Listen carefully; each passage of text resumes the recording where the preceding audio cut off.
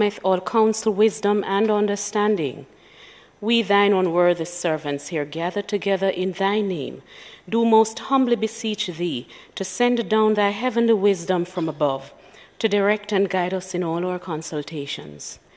And grant that, we, having thy fear always before our eyes, and laying aside all private interests, prejudices, and partial affections, the result of all our counsels may be to the glory of thy blessed name, the maintenance of true religion and justice, the safety, honor, and happiness of the Queen, the public weal, peace and tranquility of the island, and the uniting and knitting together of the hearts of all persons and estates within the same, in true Christian love and charity, one towards another, through Jesus Christ our Lord. Amen.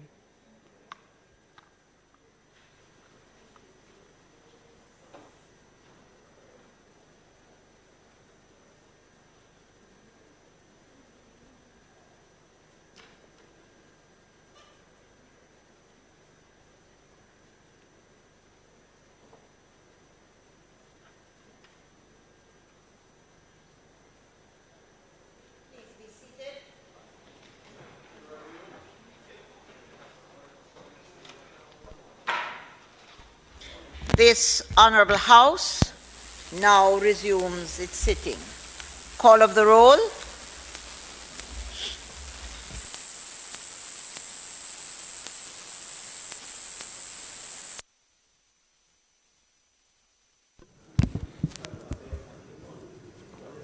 Mrs. Holness, Mr. Bartlett, Mr. Holness, Dr. Clark, Dr. Chang, Mr. Shaw, Mr. Samuda, Ms. Grange, Mrs. Williams, Mrs. Mallow-Fort, Dr. Tufton, Mr. Mackenzie, Mr. Chuck, Mr. Vaz, Mr. Warmington, Mr. Charles, Mr. Green, Mr. Morgan, Mr. Hutchinson, Mr. Terry Long, Miss Smith, Dr. Dunn, Mrs. Cuthbert Flynn, Mr. Mean, Mr. Davis, Mr. Witter, Mr. Brown, Dr. Brownberg, Dr. Charles, Mr. Chin, Mr. Clark, Mr. Cousins, Ms. Crawford, Ms. Daly, Ms. Davis, Mr. Golding,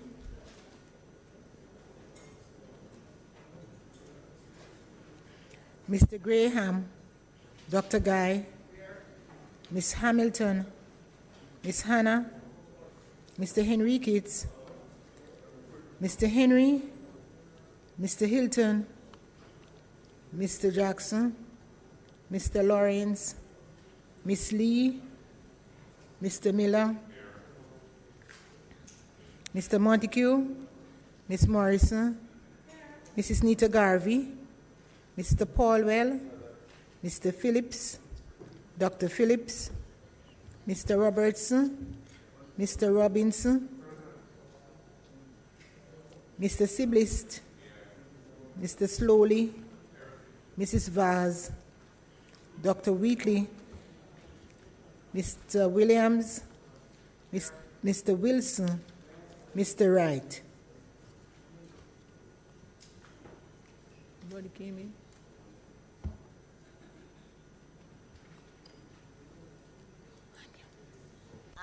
Members, just before we begin, I want to use the opportunity to welcome all our guests, those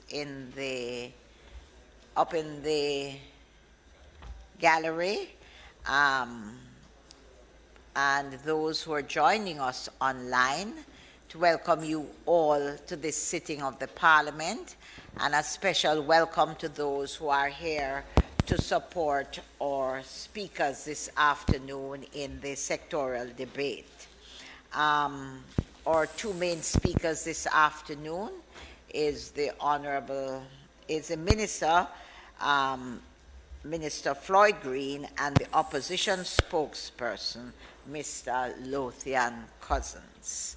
Welcome to everybody, and trust it will be an informative and good sitting. Statements by ministers, announcements.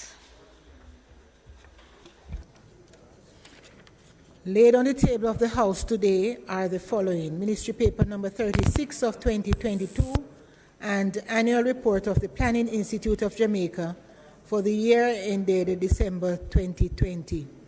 Ministry Papers number 37 to 38 of 2022 and Annual Reports of the Tax Administration Jamaica for the financial years 2014-2015, 2015-2016, and 2016-2017, and the National Strategy to Develop Jamaica's Global Digital Services Sector 2021 to 2025.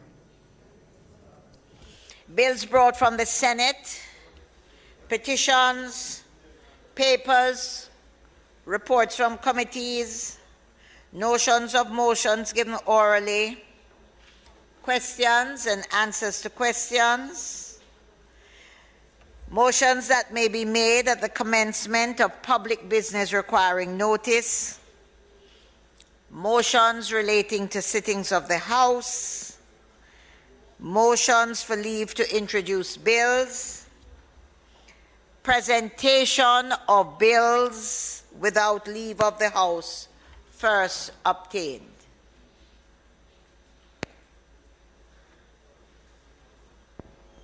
Public business.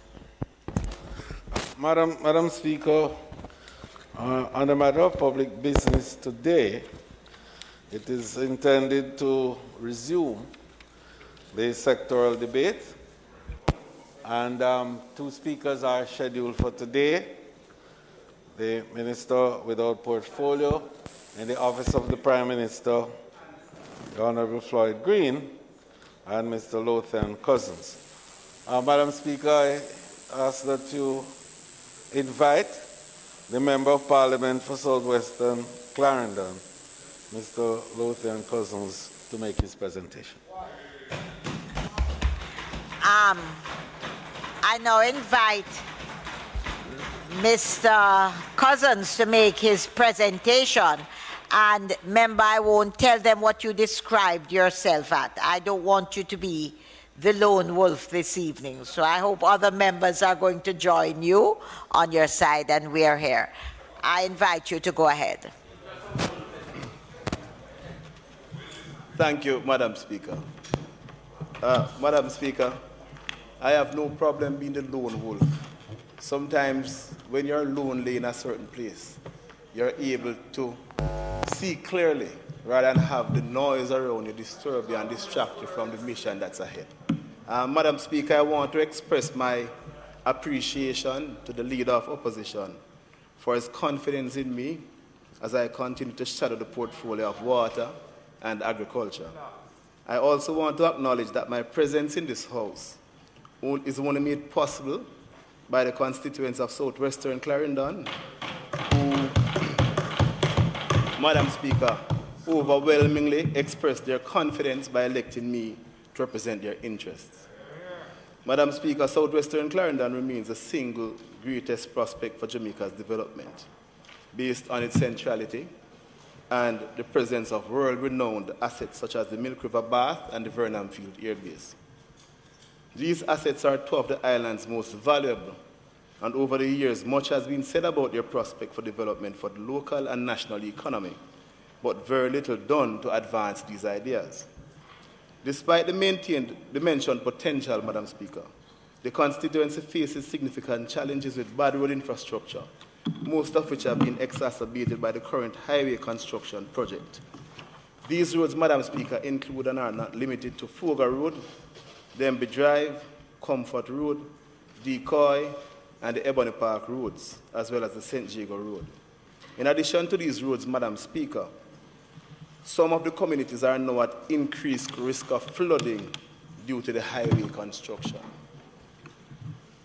Madam Speaker, the constituency welcomes the placement and development of any asset that serves the local and national interests.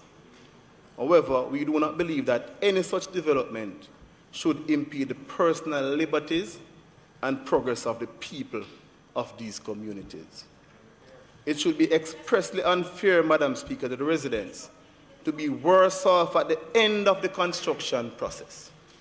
We are therefore serving notice, Madam Speaker, that all steps will be taken to hold the government and NROC responsible for any nuisance which has created a routine of daily distress and disruptions in the lives of our people.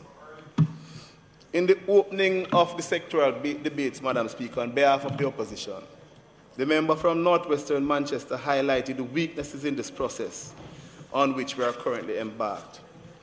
And it would be remiss of me, Madam Speaker, not to join my colleague in expressing similar concerns. Every year, Madam Speaker, we come to this Parliament on behalf of the people we represent to deliberate on matters affecting their lives and livelihoods. Yet, despite these efforts, there is little to show, and, Madam Speaker, opposing even when there's an inherent benefit for our people is not the way to handle the people's business. The views from this side, Madam Speaker, and even from some on the other side, are not given credence. This cannot, Madam Speaker, be the development pathway for Jamaica. Therefore, I too must wonder and ask, what is the purpose of this budgetary process? Are we genuinely achieving what was in the true contemplation of our forefathers when our parliamentary procedures and practices were being conceptualized? How far have we drifted from the original intent to this practice of arrogance and one-upmanship, which appears to be the new order? Let us hope, Madam Speaker, that as we continue to evolve as a society, decisions will be taken shortly to resolve the referenced issues, resulting in more robust and meaningful parliamentary debates and inclusiveness, as our sole purpose here, Madam Speaker, is to make better the lives and experience of all Jamaicans. Madam Speaker, I will now turn to the areas for which I have portfolio responsibilities, namely agriculture and water, and I will address them in that order. Madam Speaker, as I organized my thoughts for this presentation, I kept recalling statements I've made here and elsewhere regarding the looming crisis of our food insecurity. This is not the time to say, I told you so, but all the indicators point to the fact that we are in a crisis. Our multilateral partners have published data and issued warnings to governments worldwide to take preventative actions to avert a calamity.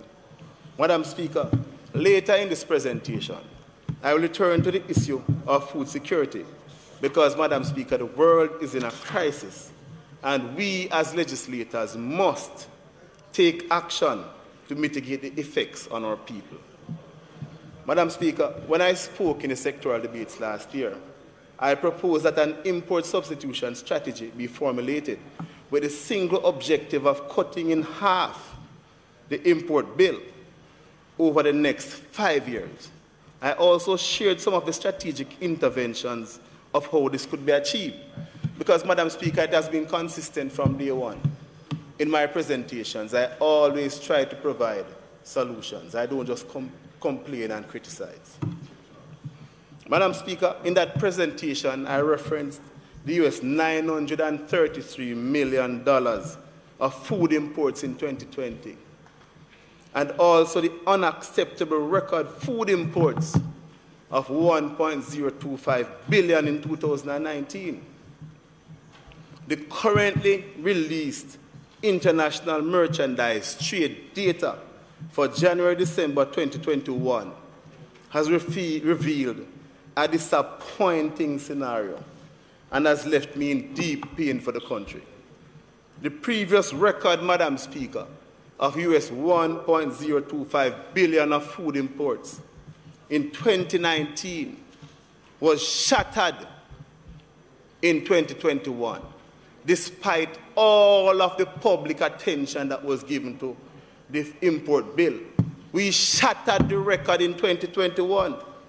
Madam Speaker, in 2021, the value of foods that we imported into Jamaica amounted to $1,122 million United States dollars.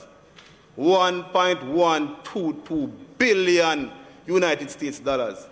This is within the context of the COVID-19 pandemic and the hospitality sector, the hotel industry, hovering at 53% capacity throughout the entire year.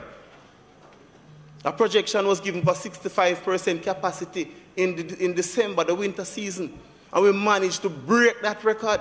Now I shudder to think what would have happened had we had a full opening of the tourism sector.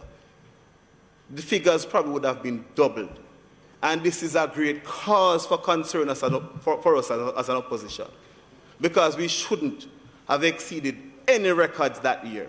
$1.122 billion of imports. Madam Speaker, the differential of 97 million United States dollars between the two record years, 2019 and 2021, is more than the average monthly value of food imports.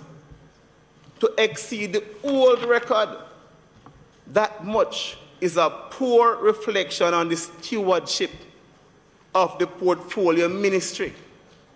It seems, Madam Speaker, that the gate has been flung open and this government cannot find the lock.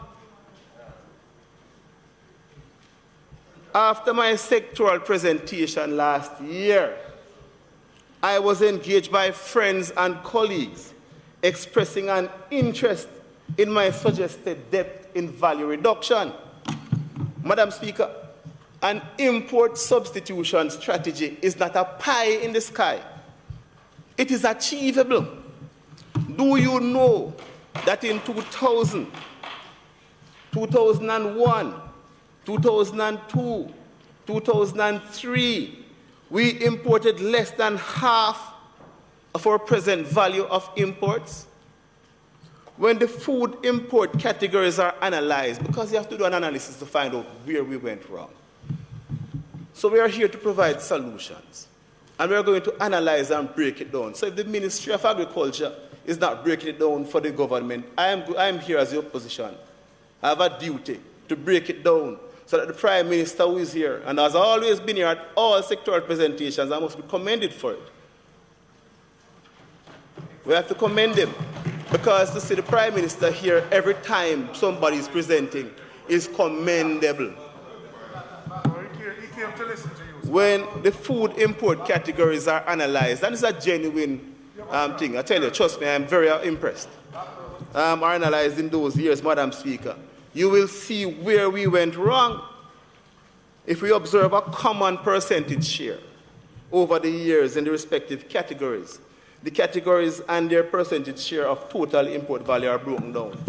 In one, cereal and cereal preparations, 30% of imports.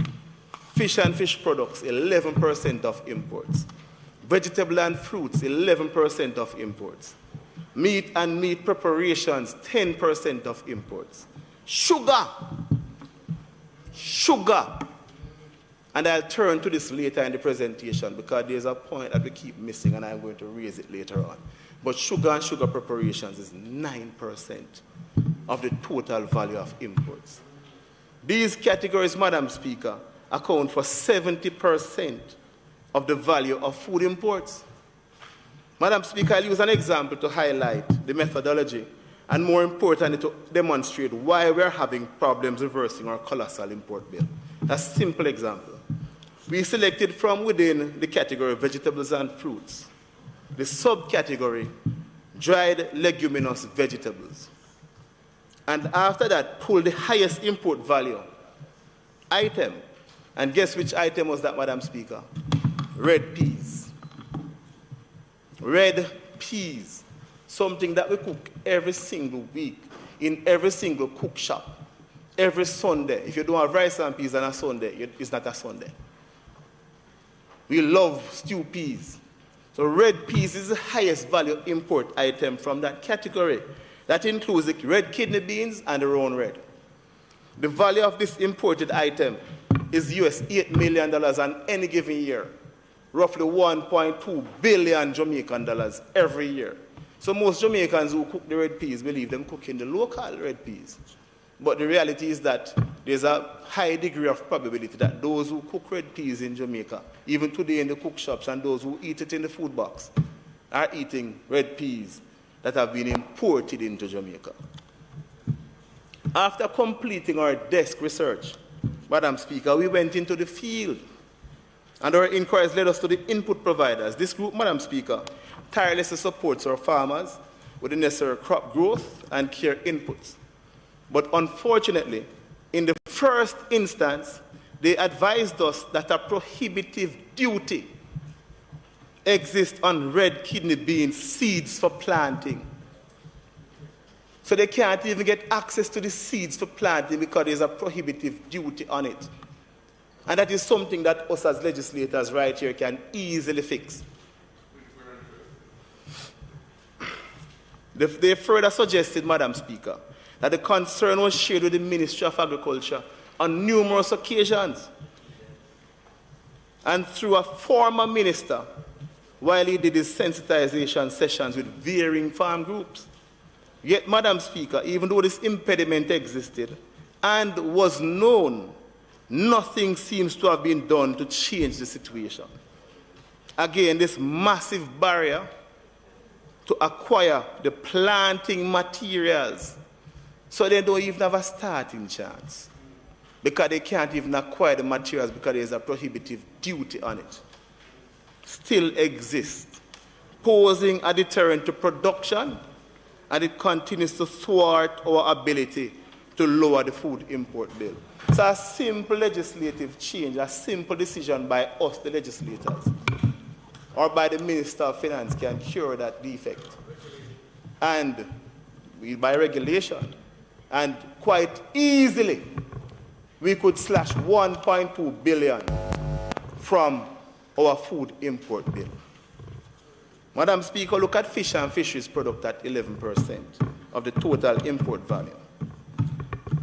The Madam Speaker, this category has not received adequate attention either, as 60% of the aquaculture ponds to grow local tilapia remain inactive because of one, and I can point out issues, and the issues are public knowledge.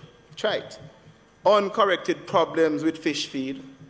Fingerlings for the restocking of ponds are perennially inadequate. Insufficient attention is given to technology to increase stocking density, affecting the cost of production, and larceny. I spoke about it last year, and I still stand by my suggestion. Larceny has visited every single aquaculture farmer in this country with disastrous and unwelcome results. And I'll turn to larceny later in the presentation and indicate, Madam Speaker, what proposals we believe as legislators are the quick fixes to ensure that we can do something almost immediately to deal with the issue of larceny. Also, Madam Speaker, another deterrent is the failure to align the farm gate with the market channels to facilitate growth. And you see, when you look at, for example, the AMC and what the AMC was implemented back in the 70s by Manley to do, is something that we need to revisit. Because these agricultural marketing corporations did well for farmers and they allowed the farmers to have access, right, to the market channels. And we need to ensure that when we farm, there's access provided to the farmers to the market channels.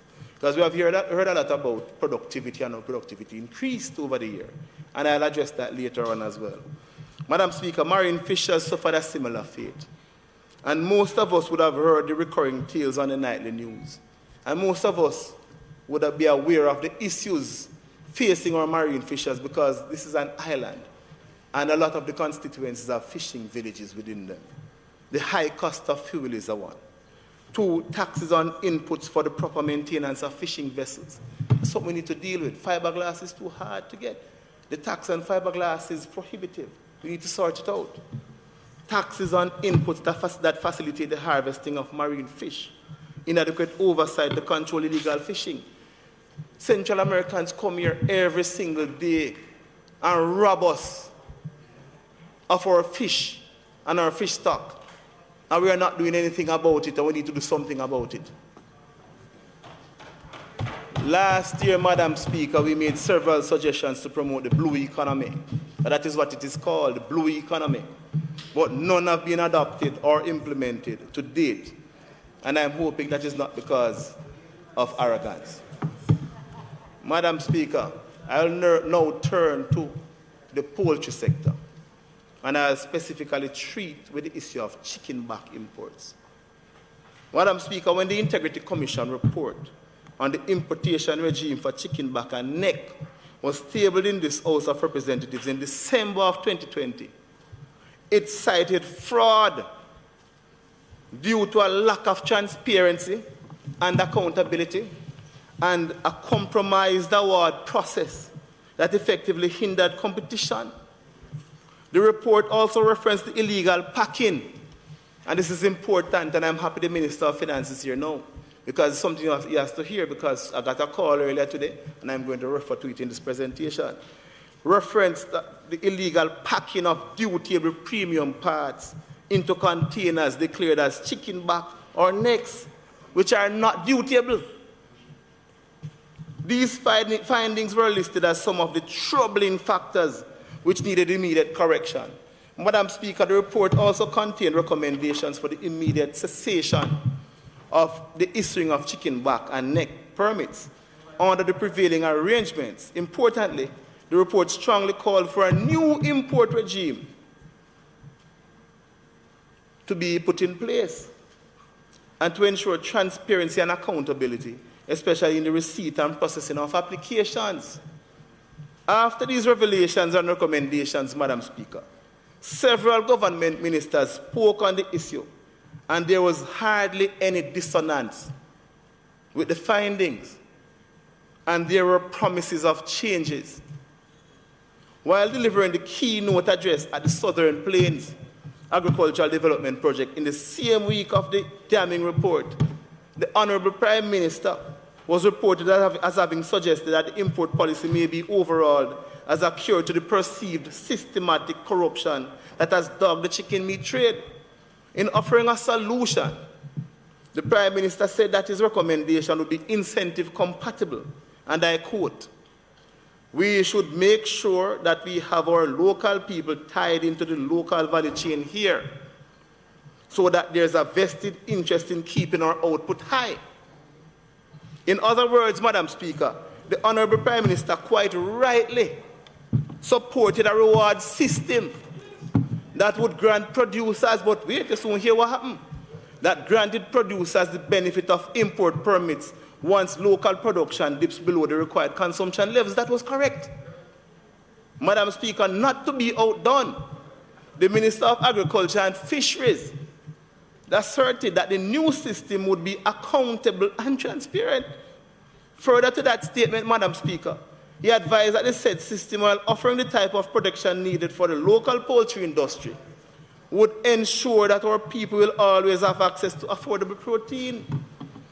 A third cabinet minister, Madam Speaker, the Minister of Finance and Public Service, in closing the 2021-2022 budget debate, advised that the policy for the allocation of chicken back importation had been revamped and that the new measures would be implemented on the 1st of April 2021 that was reported here in this Parliament. The Honourable Minister also indicated the Cabinet's intent when he declared that the expectation is that we will see improvement in chicken back pricing. Chicken back is roughly $300 a pound now. So, I mean, there has been no improvement. And I'll tell you why. Madam Speaker, a system was devised and finally implemented with the implied intent to reward importers by the level of their local productive outlays. The extent of the permits granted was determined via a tiered system, with the greater investment outlays afforded to top-tiered positions. Unfortunately, the system was silent on the inclusion of companies with no investment, notwithstanding their bottom-tiered positions. We were promised transparency and accountability, yet companies with no investment in a productive endeavor or investment outlay in the meat distributive trade are benefiting by receiving import permits for chicken back. That is wrong. Madam Speaker, this is a very dangerous practice. Let me explain why the practice of granting import permits for chicken back to people with very little to zero institutional involvement in the meat trade is very, very dangerous. With minimal credibility to lose as institutional traders, these individuals take risk by bringing in dutiable poultry cuts and other prime meats into the country using the advantage of the duty-free status afforded to chicken back. Additionally, Madam Speaker, these same individuals also convert the import permits into cash. And this is a reality. By selling to the legitimate traders, thereby adding another margin on the poor. It's almost as if you're charging a duty, because once you have to pay a man for his permit, it's almost as if you're bringing in the thing and paying the duty for it. So the cost will be passed on to the poorest in this country. Madam Speaker, the Integrity Commission called for accountability and transparency. The government promised the country a clean system. Yet here we are with a list released last month in April, just last month, shrouded in uncertainty about the authenticity of some of those that are still benefiting. Madam Speaker, the Integrity Commission report was tabled in this House. A promise of a more transparent and accountable system was made. Yet the details germane to the changes are shrouded in secrecy. That, Madam Speaker, is not a good look from any angle from which any of us sit and view the situation. Madam Speaker and Minister of Finance, just this morning, I got a call from a trader that indicated that he was being approached with illegal leg quarter imports. And I'm sorry that the minister is not here, because I'd ask the minister if he's aware of it. Minister? Oh, you're taking notes. Yeah. Welcome, Minister. Minister, are you aware of this? And if you are not aware of it, Minister, I urge you to launch an investigation as soon as possible to treat with this issue.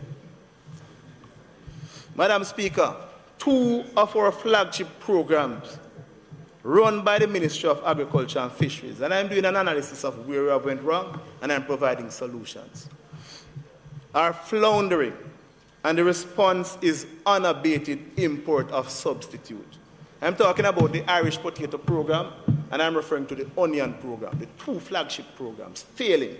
In 2021, Madam Speaker, the country reported 6,096,930 kilograms of Irish potatoes. The figure represented a 73.32% self-sufficiency. In 2014, and this is a very important figure, we achieved a 90% self-sufficiency standing for Irish potatoes. Our poor performance in 2021 is not a one-off failure. In 2020, it was worse, dropping to a meager 70%. It's not comforting to know that we achieved a 90% self-sufficiency in 2014 and declined so badly that we had to import the equivalent of 206 40-foot containers of Irish potatoes in 2021. If you line up the 206 containers back to back, it stretches over 1.5 miles. That is what we have imported into the country last year alone. This is in the background of places like Guyshill that were once a prime area for production of Irish potatoes, contributing little to nothing to the trade. And these are the things we have to look into to find out where we went wrong in Guyshill, to see if we can assist those farmers up there to get back into this. Because the value of this is roughly $1.2 billion, and if that is injected into that economy up there, you can imagine what that can do for that small community. Don't worry about it. Madam Speaker, why? I respect your position, Prime Minister, but I have the floor now. Why do we, Madam Speaker, encourage imports of this magnitude in a country where we have proven the capacity to grow Irish potatoes? And the consumers, Madam Speaker, have demonstrated a preference for local Irish potatoes. So there's no need to import any Irish potatoes in this country. And that is the position of the opposition. We have identified some of the problems associated with the reversal. I am the shadow minister. Listen to me, not listen to nobody else. We have identified some of the problems associated with the reversal. And the government should take careful note, as we on this side are just as anxious as they are for this program to succeed. You address your presentation to me, and let's not have I'm addressing you, Madam Speaker. Madam Speaker.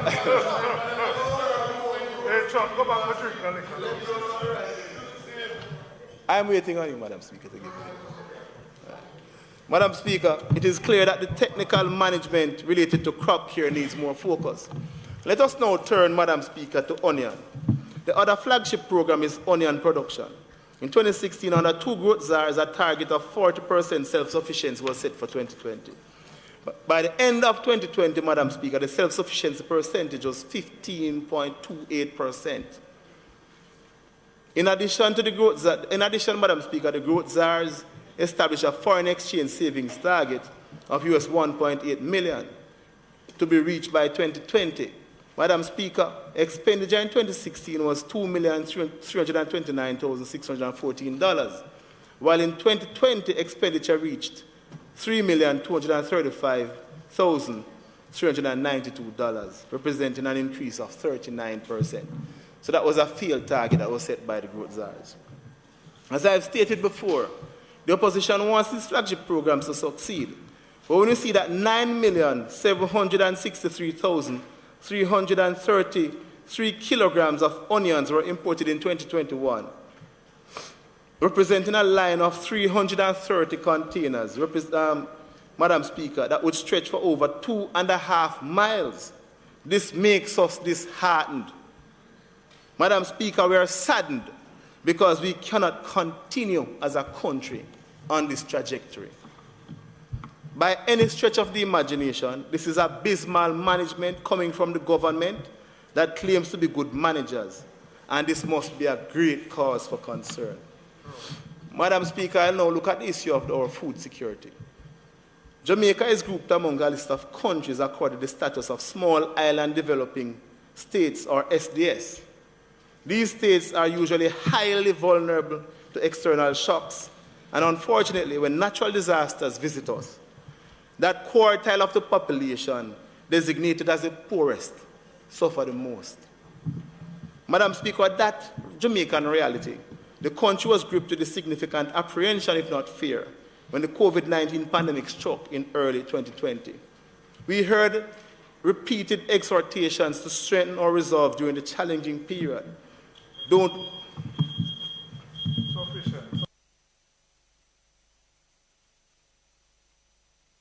Madam Speaker, the member's time has been expired. In the context of today and what we're doing, I'm proposing, Madam Speaker, that his time be extended by 10 minutes to allow him to complete his presentation. Madam Speaker, please remember. Madam Speaker, shut your fear. Madam Speaker, we have, and you have administered this entire proceeding, sectoral debate. We have, with respect to Minister speaking of opposition spokesperson, given some latitude, and especially, Madam Speaker, I'm simply saying, I think some consistency and some equity must be followed in this proceeding. Madam Speaker, you have the ultimate say in this. It is not fair. The minister is speaking, and it cannot be on the basis of whether you like what he's saying or not. It can't be on that basis. It cannot be. Speaker, Madam Speaker, team, I don't understand the protestation. Because last week, I was very clear, I gave the Minister of Agriculture the 15 minutes extended time required. But in the context of how we behave, Madam Speaker, we recognize that the member is given a chance to conclude his presentation as quickly as possible. But this cannot be extended indefinitely because the rules are clear. And indeed, we may have been a little lax in the past, but the rules are clear. So Madam Speaker, the protestation is in vain because in the normal run of things, the extension time for the opposition member should be 5 minutes. I have given 10. And in giving 10, I still reserve to see what happens, as we will always allow the member to conclude his presentation. However, has to recognize that he's working within a time frame. May it please you, Madam Speaker. Members. I cannot speak if you speak. This speaker has always maintained consistency and equity as best I can in this parliament. And I do recognize, I'm not going to speak if you're speaking, I do recognize that the standing orders allows us 5 minutes. We have given more. But in the interest, since we're talking now and 5 minutes could be moving by, I'm going to ask the opposition spokesperson to use 15 minutes to complete. And the House leader has said, we have never in this House stopped anyone from completing. The House leader. 10.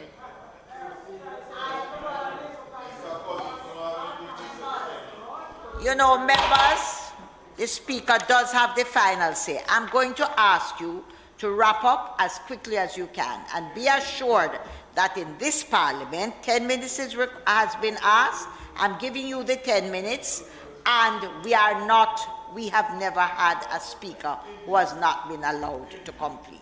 So, go ahead.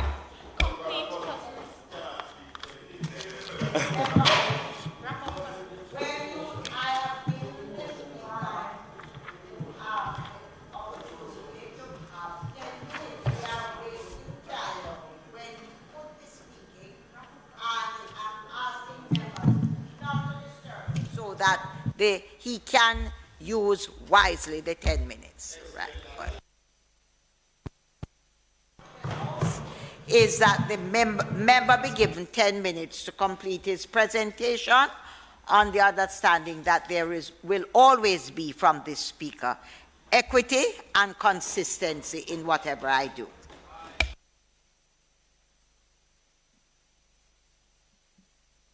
Those in favor? Aye. Those against? The ayes have it. Member, it's now 2:44, so go ahead. Thank you, Madam Speaker.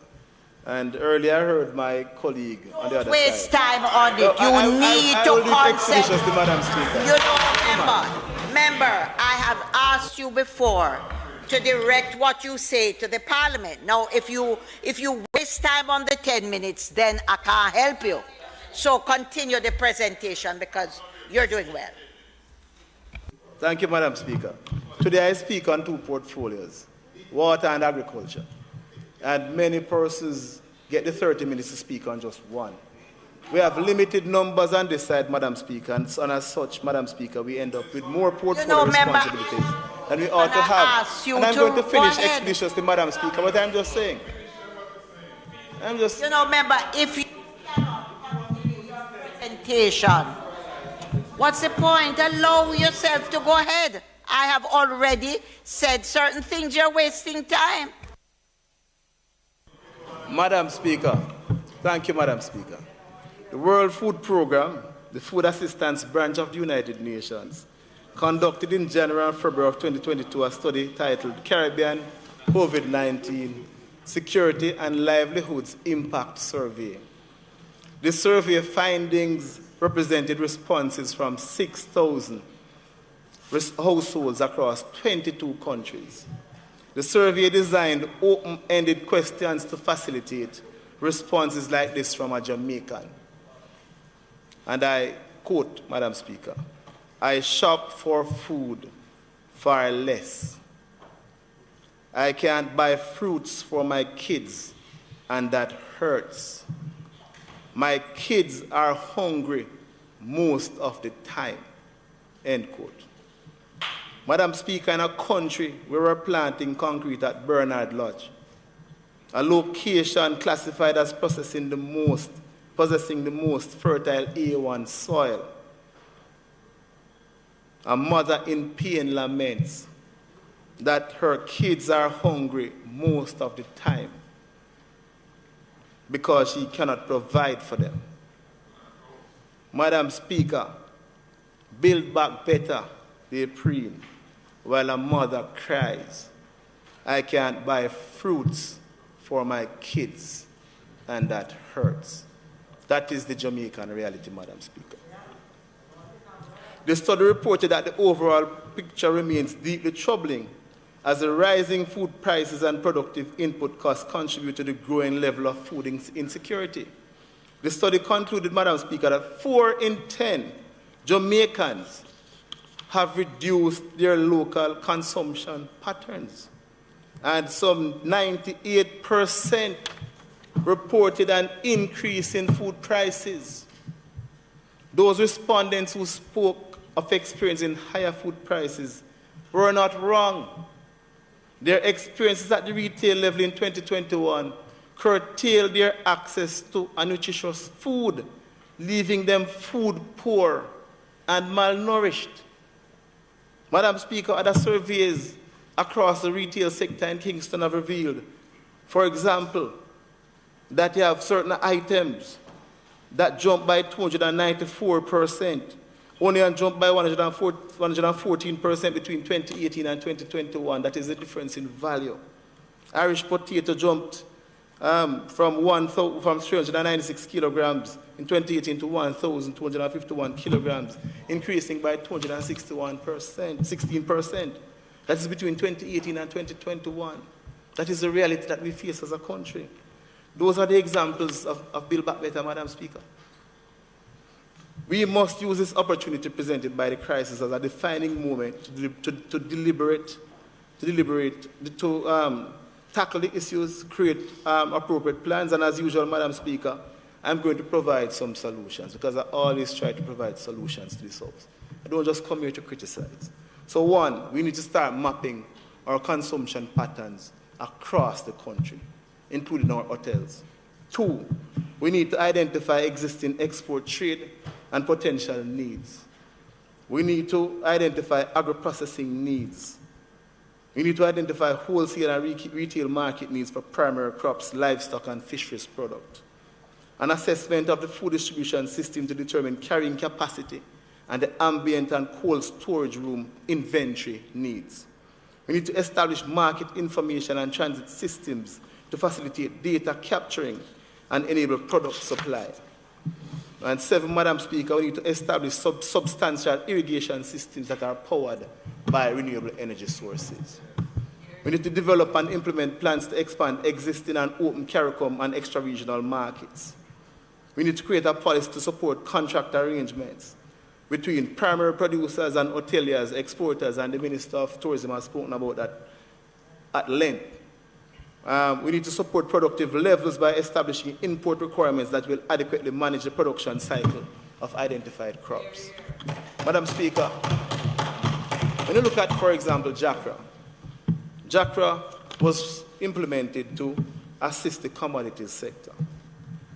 And when you look at, for example, what JACRA has done to coffee imports, you will note that coffee imports, Madam Speaker, exports, has fell precipitously since JACRA was implemented.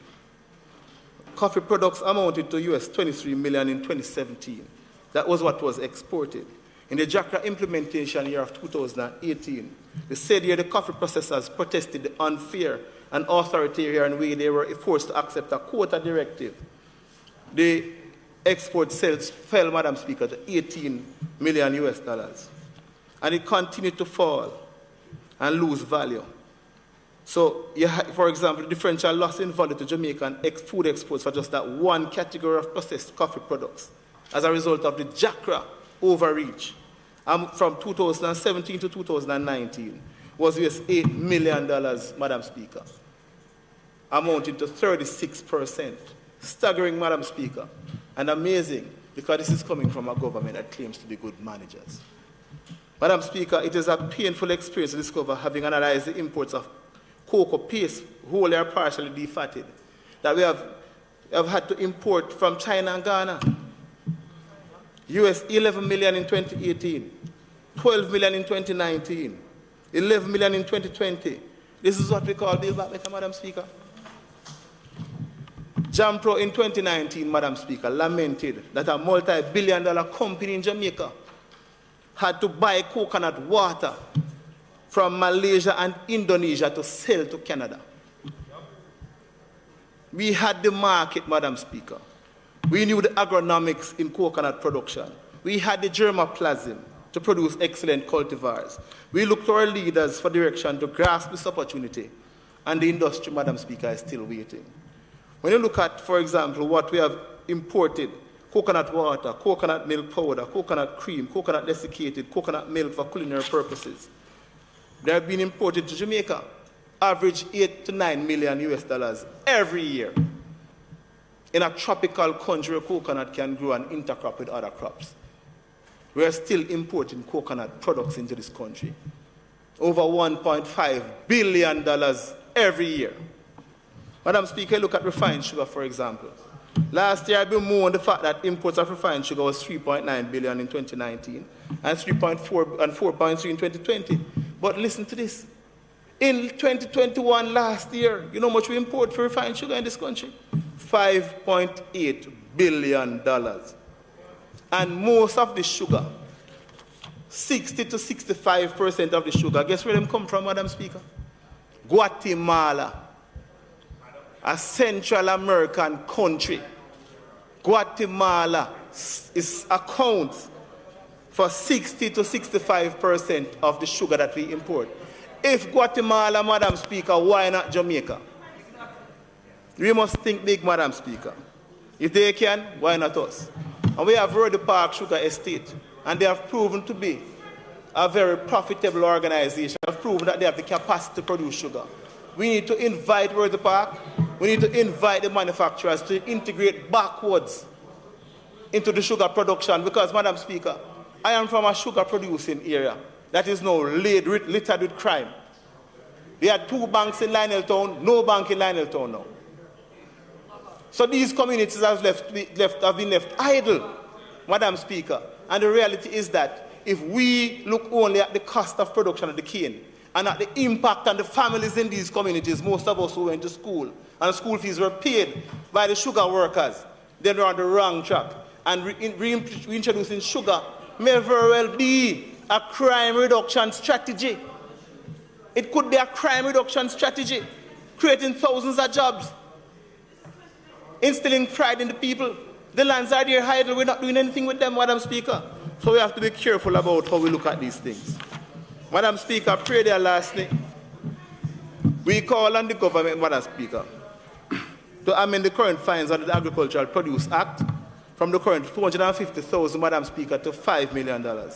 Over the past 5 years, stakeholders have asked for this to be done, to bring the act under the Proceeds of Crime Act, because, Madam Speaker, the reality is that we pray there lastly. There's a thriving meat for gun trade in this country. And if, Madam Speaker, I would suggest you continue speaking. I can hear you very clearly. Thank you, Madam Speaker. So, Madam Speaker, I'll now turn to the portfolio responsibility of water. Yes, and I notice your attitude, but we have to be as concise, as consistent as I've been with the Minister of Agriculture last week. I stopped him. I said, you have to wrap up. And I've given you the time. I'm asking you to do just that. Madam Speaker, we on this side are extremely disappointed with the handling of the water portfolio. And we believe that the absence of a dedicated minister to the portfolio has hurt the nation and given cause to much of the shenanigans plaguing the sector. The portfolio seems to be bouncing around with no clear policy objectives or decisions. The National Water Commission appears to be on a frolic of its own, sitting comfortably with government subventions and interventions with no accountability. Madam Speaker, when you look at, for example, opportunities that exist for the Water Commission, like bottled water, the bottled water is projected to be domestically at local level, 165 million United States dollars in 2025. Yet still we are not able to tap into that market. We have the Seaview filtering plant, Madam Speaker, that is in Stony Hill. And we have chosen not to take advantage of that filtering plant. Even though when NWC has their retreats, they bottle and label the water. And if we have exposed them bottle and label the water, they know of the potential marketability of the water. But they have done nothing to advance on that. When you look, for example, at Madam Speaker, and I'm concluding very soon, on the energy costs, for NWC alone, is $600 to $700 million every month they have to pay when you look at the public bodies book that is presented here to the Jamaica Public Service. When they can easily use hydroelectric dams to generate their own electricity and sell the excess to the JPS. We can also ensure, Madam Speaker, that we install solar panels at each pumping station across the country and at least try to slash that $600 to $700 million Jamaican dollars per month from it. Madam Speaker, in concluding, I have raised some important issues which must be addressed urgently if Jamaica is to manage critical issues of food security. We are not doing it at this point. We cannot continue to make annual pronouncements that come to very little, sometimes nothing. Madam Speaker, I beg the Minister and this administration to let us not have a repetition of 2021 import performance in our agricultural sector ever again. Local agriculture must be incentivized and modernized. On that, we cannot compromise. We cannot have ministers going out and praising struggling and innovative young farmers, only return to the office and hand out import permits like confetti. We can do better. We must do better, Madam Speaker. PR slogans of building back better, but with production support and financial resources can help our farmers to feed the nation, grow, and reverse growing poverty trends in rural Jamaica, from which most of us come from. Let us just forget the whole illusion of build back better and put it back the way we found it. That is my plea, Madam Speaker. Thank you, and God bless Jamaica.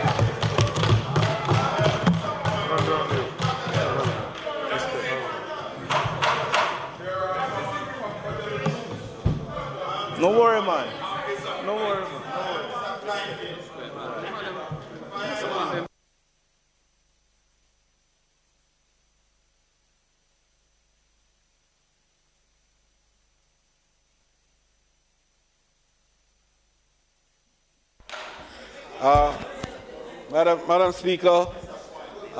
Madam Speaker, we wish to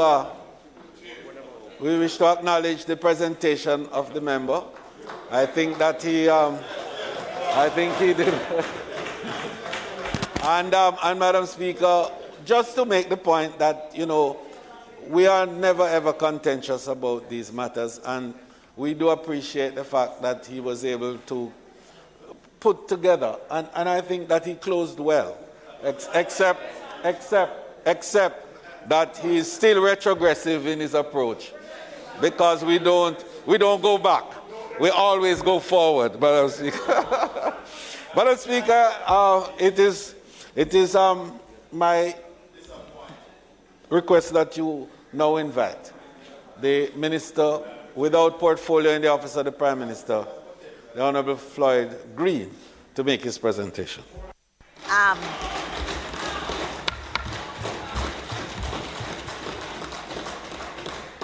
I would like to I would like to thank the opposition spokesperson for his presentation this afternoon, and I now want to invite the Minister without portfolio in the Prime Minister's office, the Honourable Floyd Green, to make his presentation. Minister Green.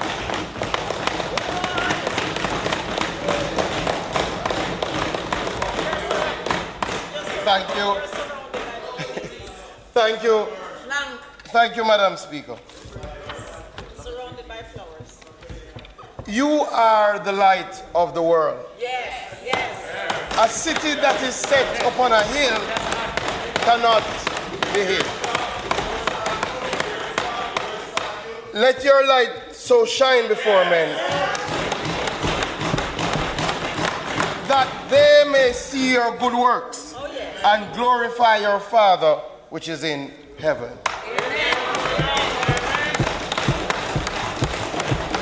Madam Speaker, I am most honored and humbled today to make my presentation as Minister in the Office of the Prime Minister with responsibility for digital transformation. Let me first thank God for his continuous blessings and sustenance. Thanks to my mother, June Green, and my father, Ronald Green, for an upbringing that has molded me into the man I am today. Hear, hear.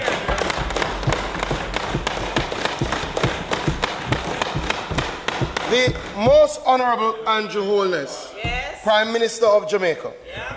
thank you. Yes.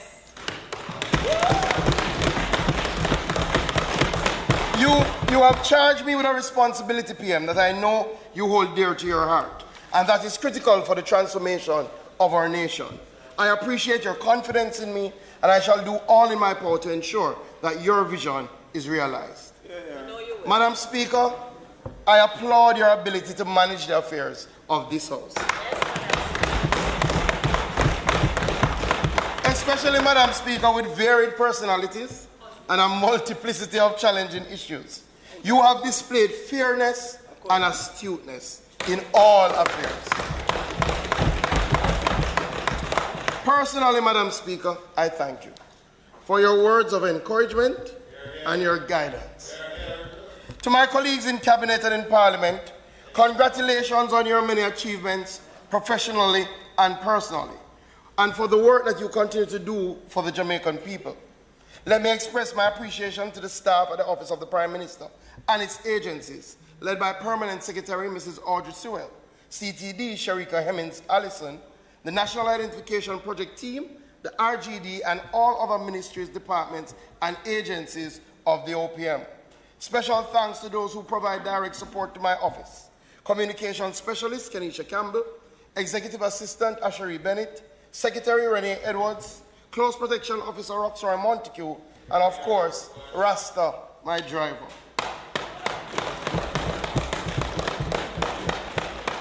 Madam Speaker, to the people who make me whole, my fiancée, Kerida Bryce,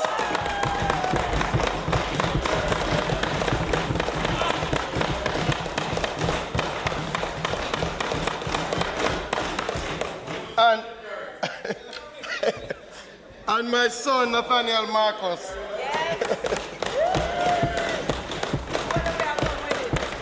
I love you both immensely. Madam Speaker, finally in my thank yous, I must say thank you to my constituents. Yes. In my darkest hours, they stood by my side. And for that, I'm eternally grateful. They have been instrumental in my journey over these 6 years. And I especially thank Councillor Jeremy Palmer, Mayor Derek Sangster, Councillor Whitney Smith-Curry, and caretaker Dini Bamideli, and my entire management team, including my office manager, Mr. Kenroy James. As Member of Parliament, you can rest assured that I remain committed to ensuring the continued development of the best place on earth. I say a general thank you for all those who on this journey have issued a word of encouragement and have offered a prayer. It has not gone unnoticed.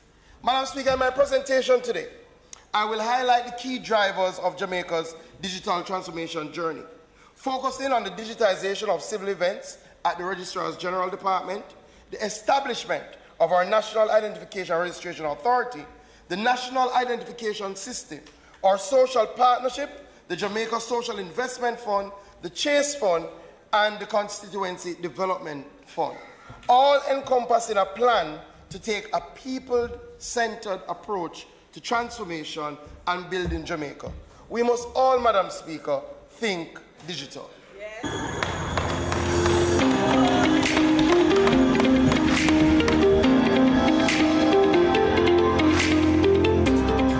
We can all agree on one thing. Digital transformation is inevitable.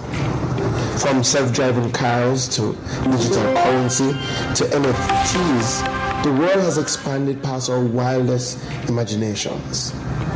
Now is the time for Jamaica to use technology to make the lives of our citizens easier, to leverage our brand, and to sow seeds of prosperity, opportunity, and peace. Join me here in the metaverse and live in Parliament as I lead you on this journey to think digital.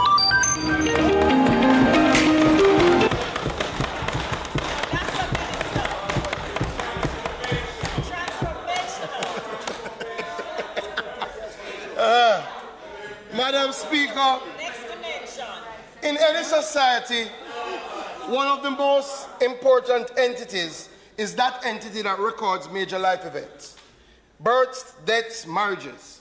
For here in Jamaica, that is the Registrar's General Department, an entity that has been capturing life events for over 142 years. It is a fact that no matter your station in life, we have all interacted with the RGD. I had the opportunity, Madam Speaker, to visit the RGD offices and to interact with staff across various departments. And I want to wish on behalf of the Parliament, thank you to all the RGD teams across the country for their hard work. Madam Speaker, the RGD registers 35,000 births, 12,000 marriages, and 23,000 deaths per year. So, Madam Speaker, in order to recraft and create a truly digital society, it has to start with the transformation of our civil registry. We must ensure that we increase accessibility, convenience, and efficiency. Unfortunately, members, the majority of the RGD records are solely paper-based. The reality is that no matter what software or online services we offer, unless we remedy this challenge, we can never truly lead transformation. Thankfully, members, our Prime Minister and Your Holiness has taken a comprehensive view of digital transformation. It is for that reason on Friday, May 6th, we announced a $612 million Jamaican dollars, or US $4 million contract to digitize over 2 million records at the RGD. What this means, Madam Speaker, is that Fujitsu Caribbean has been contracted and has already started the work to install the necessary infrastructure to facilitate the digitization of records created from 1930 to the present. Wow. Digitizing these paper records will yield significant benefits for Jamaicans. People will be able to obtain services at a much quicker rate, minimizing the need to search physical records and enhancing the efficiency of searches. Madam Speaker and members, there is, however, another substantial benefit that will come from our digitization program. We appreciate that for digital transformation to take root, for people to think digital, then we have to have people-centered transformation. For this reason, Madam Speaker, the digitization process of the RGD will incorporate the services of 40 Heart Trust Hope graduates. These graduates will be trained and certified, and these 40 young people will form the backbone of our digitization journey. Madam Speaker, prior to 2020, customers could only apply online for birth, death, and marriage certificates and do genealogy research. Over the last year, the agency has updated their online services to ensure that people can now correct an error online, can update their records online and also for late entry of name. But members, we are taking it a step further. Today, I am happy to announce that our people will be able to obtain an electronic burial order online. Our people, Madam Speaker, will be able to apply for their adoption certificates online. And, Madam Speaker, importantly, you will now be able to book your wedding at the RGD online. Madam Speaker, this is not just good for our residents. I am fully booked.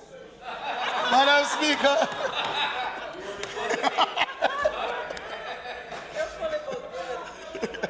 Madam Speaker, this is not just good for our residents, but also for our diaspora, who can access these services and are also able to upload documents and make payments and as such conduct whole transactions from the comforts of their homes anywhere in the world.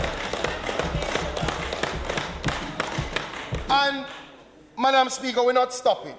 We're now moving to procure a new registration software, which for the first time in our history will link birth record to marriage record to deed poll to death records. So we'll have a holistic civil registry system. Madam Speaker, in order to achieve these things, we continue to upskill the talent at the RGD. This includes upskilling the RGD teams to oversee and manage new civil registration technologies and digitizing civil events records. So far, 48 employees of the RGD have benefited from the training, and we will spend an additional $6 million from our National Identification System budget over the next 2 years to continue upskilling the teams at the RGD. Madam Speaker, as we continue to drive for people-centered transformation, this government continues to explore ways to make the life of people easier. We have seen that with the introduction of the first birth certificate free and our bedside registration program, we have seen an increase in the amount of children that are named immediately. We are capturing over 99%, Madam Speaker, of the births. But we want to go a step further. So we will be giving the bedside registration program a facelift through the National Identification Project. And we will be introducing a new bedside registration app. We have already, Madam Speaker, procured 60 purpose-built tablets which will be distributed to our registration officers. Upon the launch of the app, our registration officers will be able to populate the birth certificate in real time. What it means, Madam Speaker, is that once the information is inputted by the mother's bedside, it is automatically uploaded on the RGD systems. So where we're heading to is that by next year, Madam Speaker, mothers will be able to leave hospitals or birth centers with verifiable digital electronic copies of their children's birth certificates. That is how we think digital. Transformational. Madam Speaker, when I say we're taking a comprehensive approach, a people-centered approach to ensure that our citizens think digital, allow me to announce a new program that will encapsulate what I mean. All of us in this house have come across persons in our constituencies that have no birth certificates. Yes, all the time. Yeah. Unfortunately, the issue normally presents itself at the worst possible time for the individual. It is normally when they're trying to do some business or access a government service. Normally, they turn to the MP or the councillor with an appeal for help because the reality is that they normally are unable to afford accessing the birth certificate. Madam Speaker, in this our 60th year of independence, we are embarking on Project Birthright. Through the program, we will implement and promote outreach activities at the RGD's branch offices and across various communities for registering needy, undocumented Jamaican nationals. Eligible participants will receive their birth certificate free of cost. What we're doing in Project Birthright, Madam Speaker, will offer free birth certificates for undocumented Jamaicans who have a certain household income. We have allocated $50 million for this project and expect it to benefit 11,000 undocumented Jamaicans over the course of this year. Madam Speaker, the program is being spearheaded by the National Identification Project Team and the RGD, and will adopt existing means of verifying if the applicants were born in Jamaica. Come July, the Project Birthright registration form will be available at the RGD branch offices, the RGD website, the NITS Facts website, and on our social media pages. Forms will also be made available on the day of planned outreach events. Madam Speaker, there's a little more. In recognition of Jamaica's 60th, we are kick-starting this program by asking our members of parliament to aid us by supplying the names of 60 persons across your constituency that are in need of birth certificates and that fit the established criteria.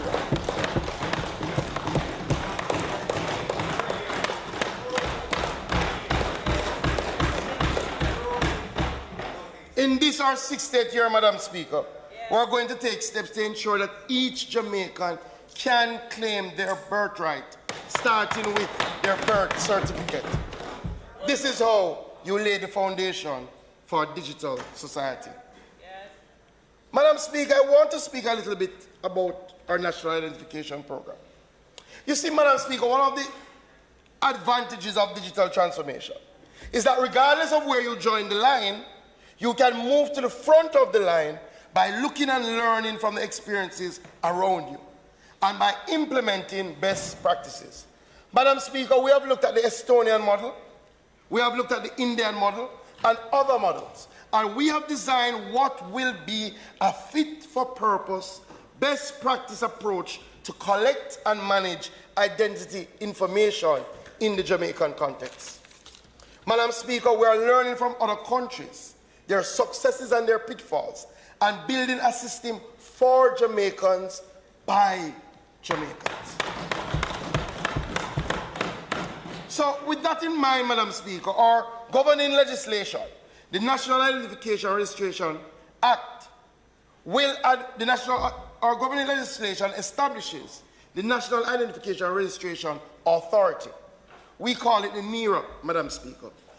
The NIRA will administer the National Identification System, and it will develop the protocols for the operation of the National Identification System. It will manage two databases, the National Identification Database, which will store all our identity information, and the Civil Registration Database, which stores all information kept by the Registrar General for purposes of civil registration. Madam Speaker, we contracted PwC, and we have engaged them in an extensive process to determine what is the best structure and organizational design for our new agency. Again, looking at best practices from all over the globe. I am pleased to announce, Madam Speaker, that the National Identification and Registration Authority design was completed and submitted to Cabinet on the 16th of May. And we expect that that will be considered when Cabinet meets next on the 30th of May. Upon Cabinet's approval, as we prepare for the criterion of the NIRA, the Public Sector Transformation Unit will be pivotal, Madam Speaker, as that unit will lead the consultations with staff and various agencies that are impacted so that we can accomplish the ambitious target of establishing a brand new entity to treat with identity registration. Madam Speaker, I cannot stress enough, our national identification system will provide a safe, convenient, reliable means for persons to prove their identity, while aiding the furtherance of digitization of the government. It will reduce bureaucracy.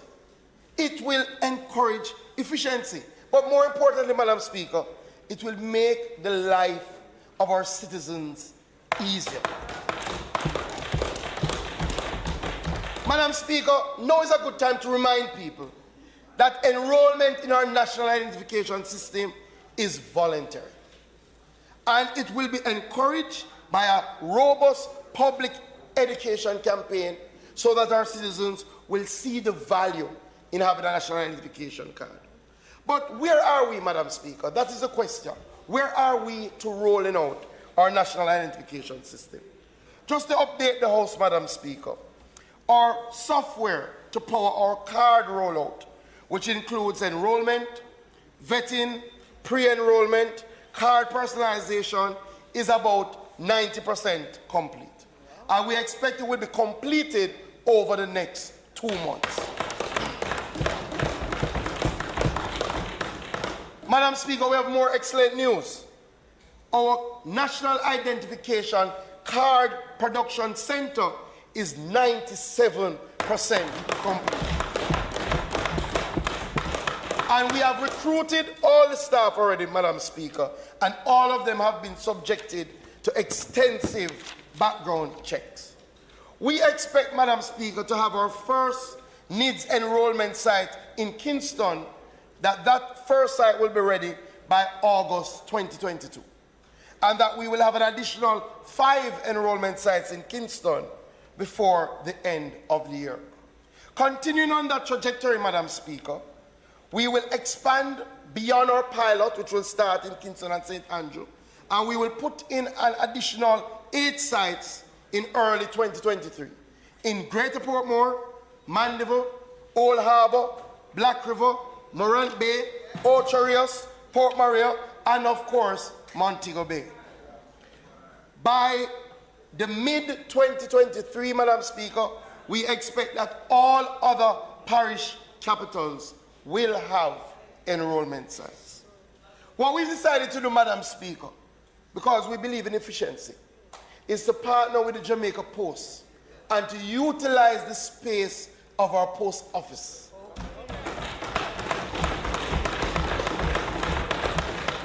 So not only are we rolling out the national identification system, Madam Speaker, 24 post offices across the country will be significantly modernized because we're going to host our national identification system in their offices. I want to really thank Mr. Lincoln Allen, who is the Postmaster General, because he has been a really good partner on this process. So, Madam Speaker, what we're going to do is to start with a national pilot. And the pilot will be housed in Kingston and St. Andrew just to ensure that any nuances that are there are ironed out before the national rollout.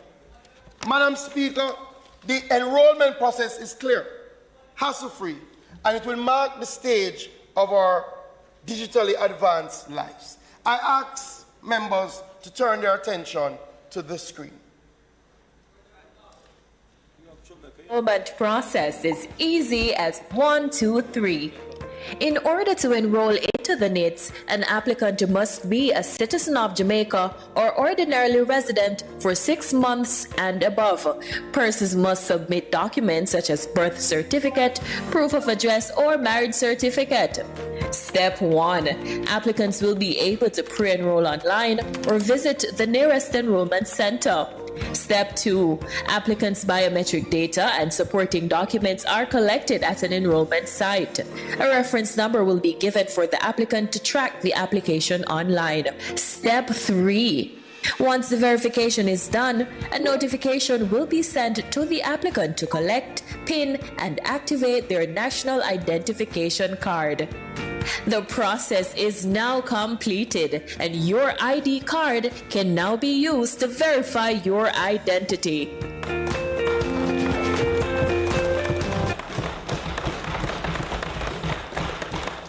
So, Madam Speaker, we're really trying to ensure that the process is as hassle-free as possible while ensuring that we do the necessary verification. But, Madam Speaker, there is a reality. there are some questions that continue to come up when we speak about the national identification card. And I want to answer just a couple of them today. The first question, Madam Speaker, why a national identification card? Persons often ask, why do we need a national ID? And invariably, they ask, what is the difference between what we have now and what we're going to get? The truth is that the voter's ID, because of a lack of a national ID, for a number of people, that has become their national ID.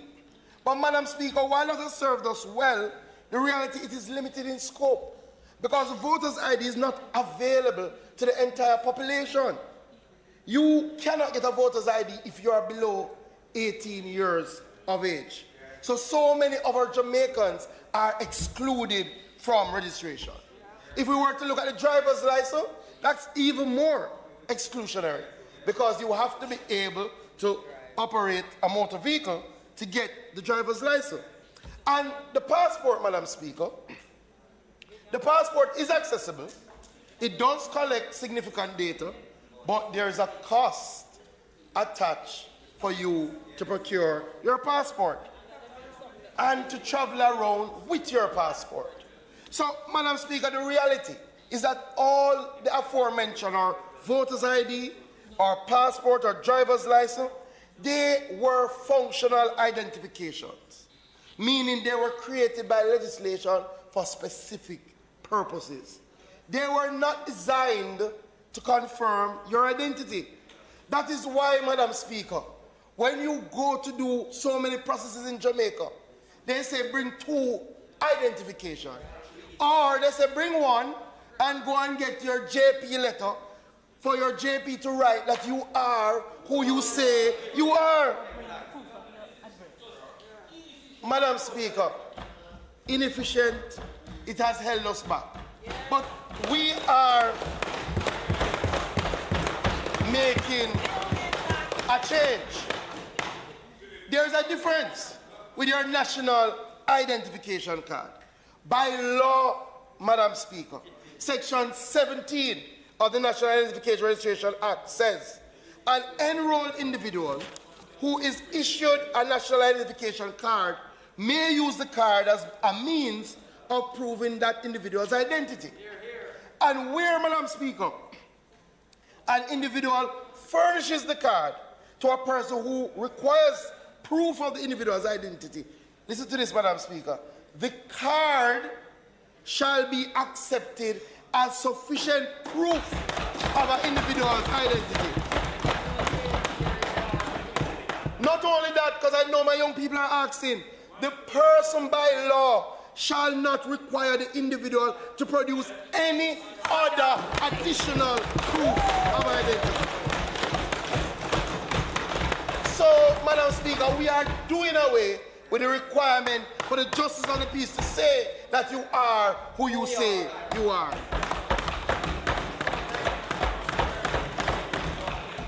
Plus, Madam Speaker, the National Identification Card is the first ID for everyone.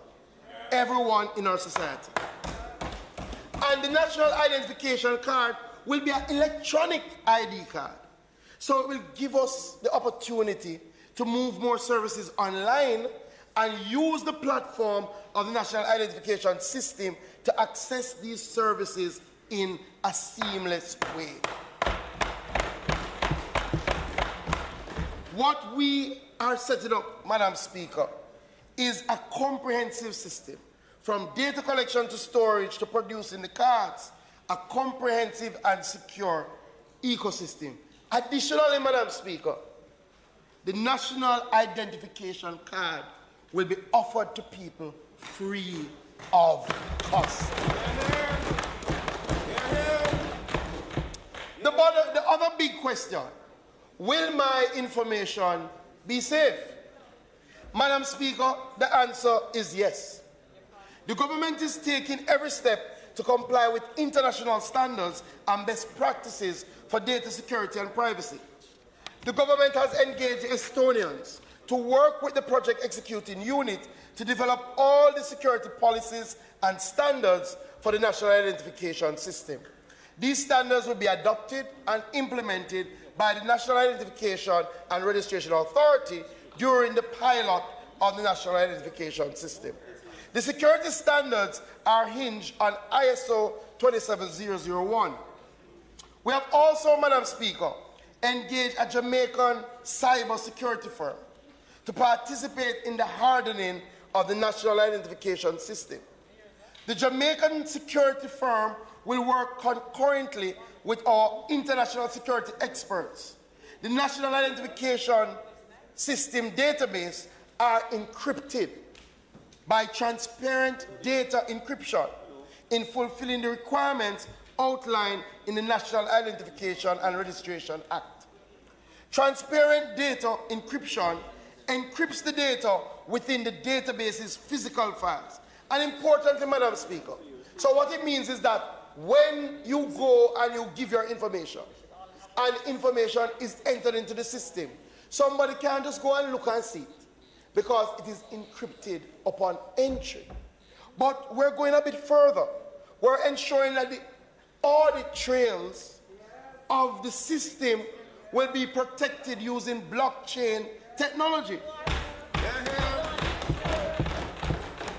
What it means, Madam Speaker, is that if there's unauthorized access or unauthorized use, there will be a record that cannot be deleted by NERA's officers.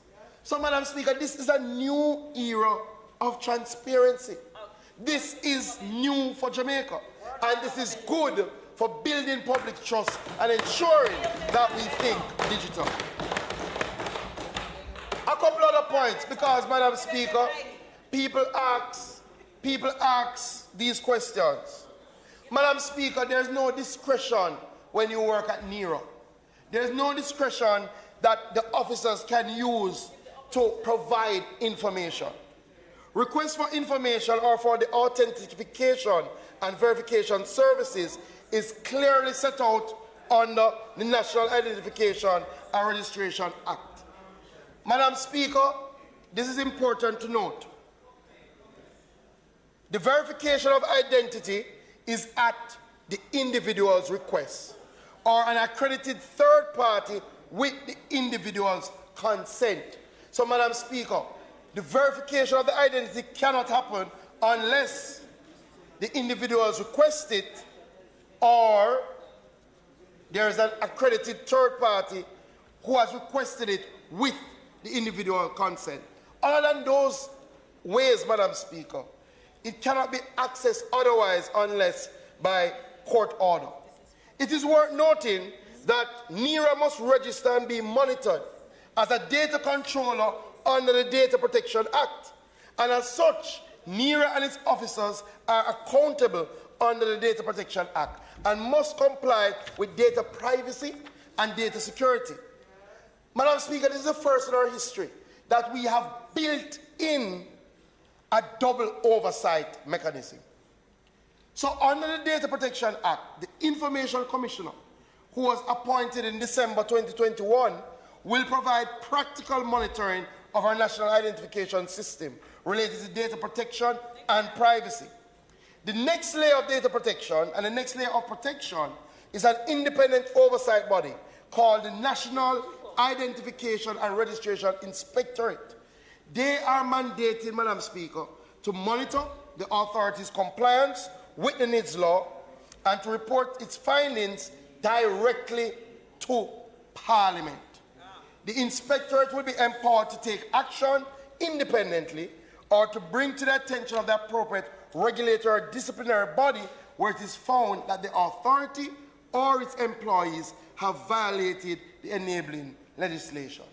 Madam Speaker, we're using the Electoral Commission of Jamaica, an entity with a proven track record of accountability, transparency, and effectiveness. So, Madam Speaker, when I say we have taken all reasonable steps, keeping in mind the realities of the world we live in, to set up a system that adheres to the best practices, we have done so. And you know why we've done so, Madam Speaker, quite frankly? The National Identification Registration will have the Prime Minister's information. It will have all of our information. It will have our children's information. So we have gone to the full extent to ensure that it is safe.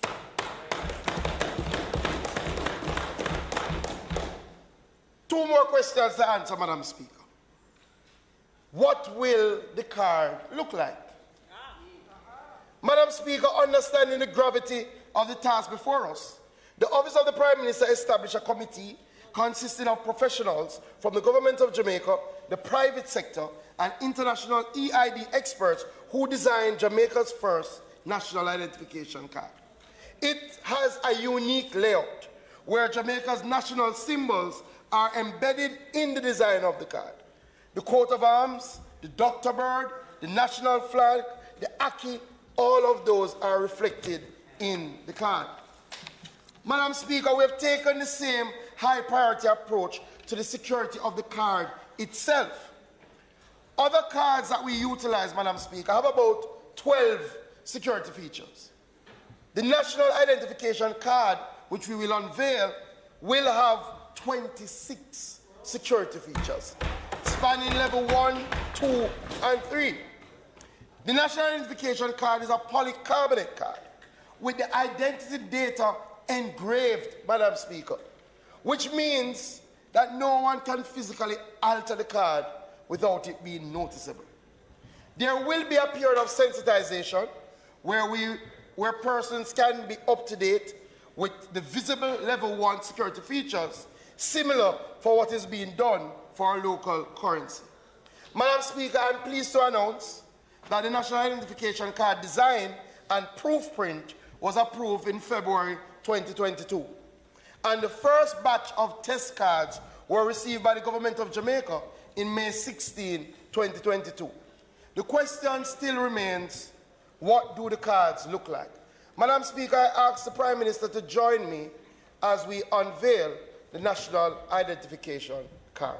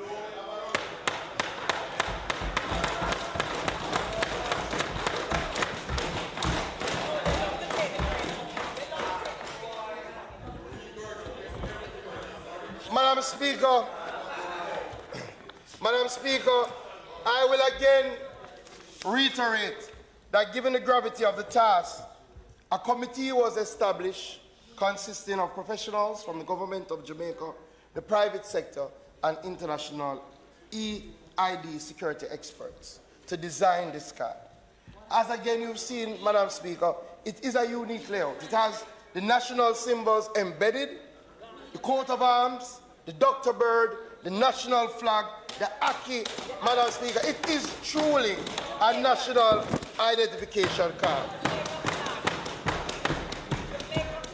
So, Madam Speaker, the last question is normally, will it make our life easier? Of course. Madam Speaker, the power that this card holds is the ease of use and the absence of traditional written proof and eyewitnesses to say you are who you say you are.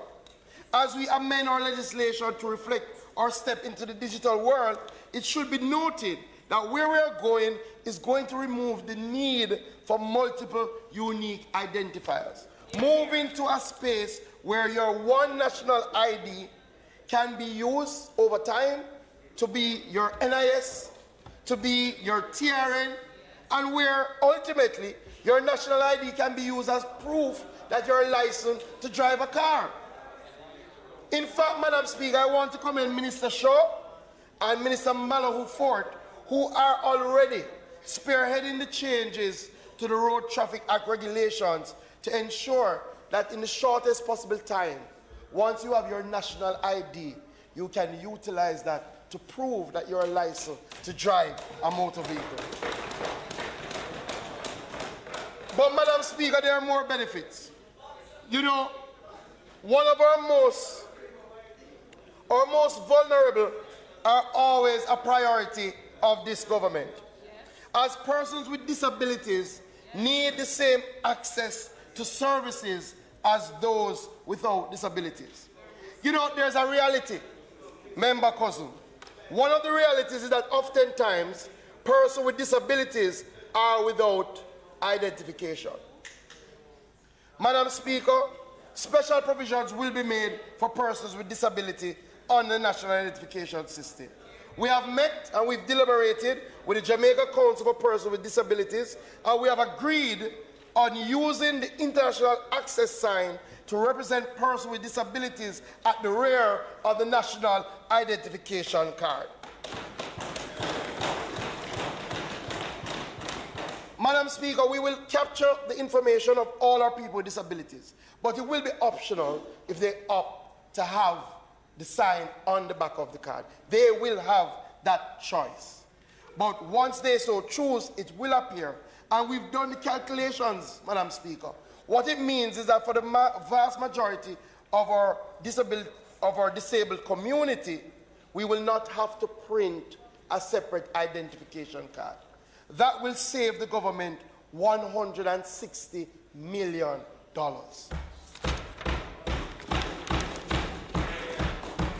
Madam Speaker, one can never diminish the role of the justice of the peace. They serve much more than verifying identity. People use them all the time in relation to character references, recommendations. But you know, Madam Speaker, unfortunately, our justices of the peace do not have an identification card to say that they are justices of the peace. In fact, what they have to do is drive around with the seal. And when they are stopped and they say they are JP, they have to back out the seal to show the person who is asking. Madam Speaker, we're going to fix that. Once you're a JP, on the rear of the card, there will be a designation that says JP. Madam Speaker, I have to thank Minister Delroy Chuck because he has made this critical representation. And this, Madam Speaker, will save the government $7.2 million of not having to print separate cards for justices of the peace. There is another big advantage. When we think digital, we are ensuring that we make the lives of Jamaicans easier and more hassle-free. We know that with the absence of a holistic database for verification, it is very difficult for persons who are doing business or opening accounts with commercial entities like banks. Through the National Identification System, we are helping the unbanked to handle their needs.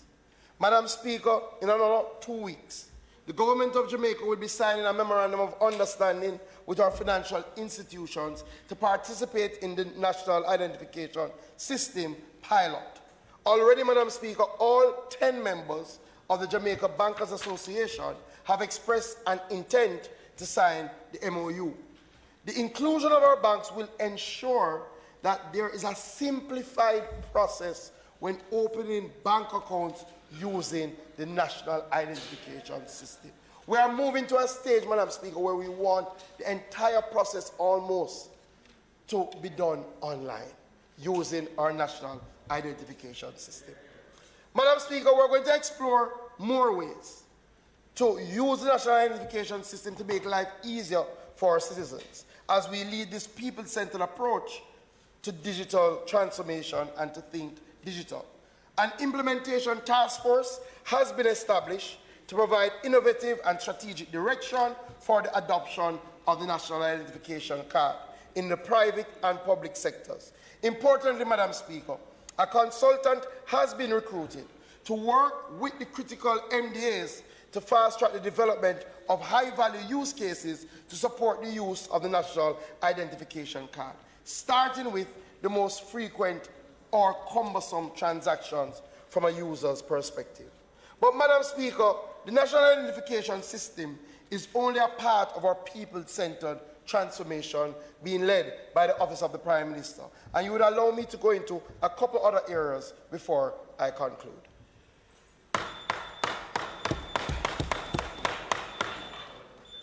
Ten minutes.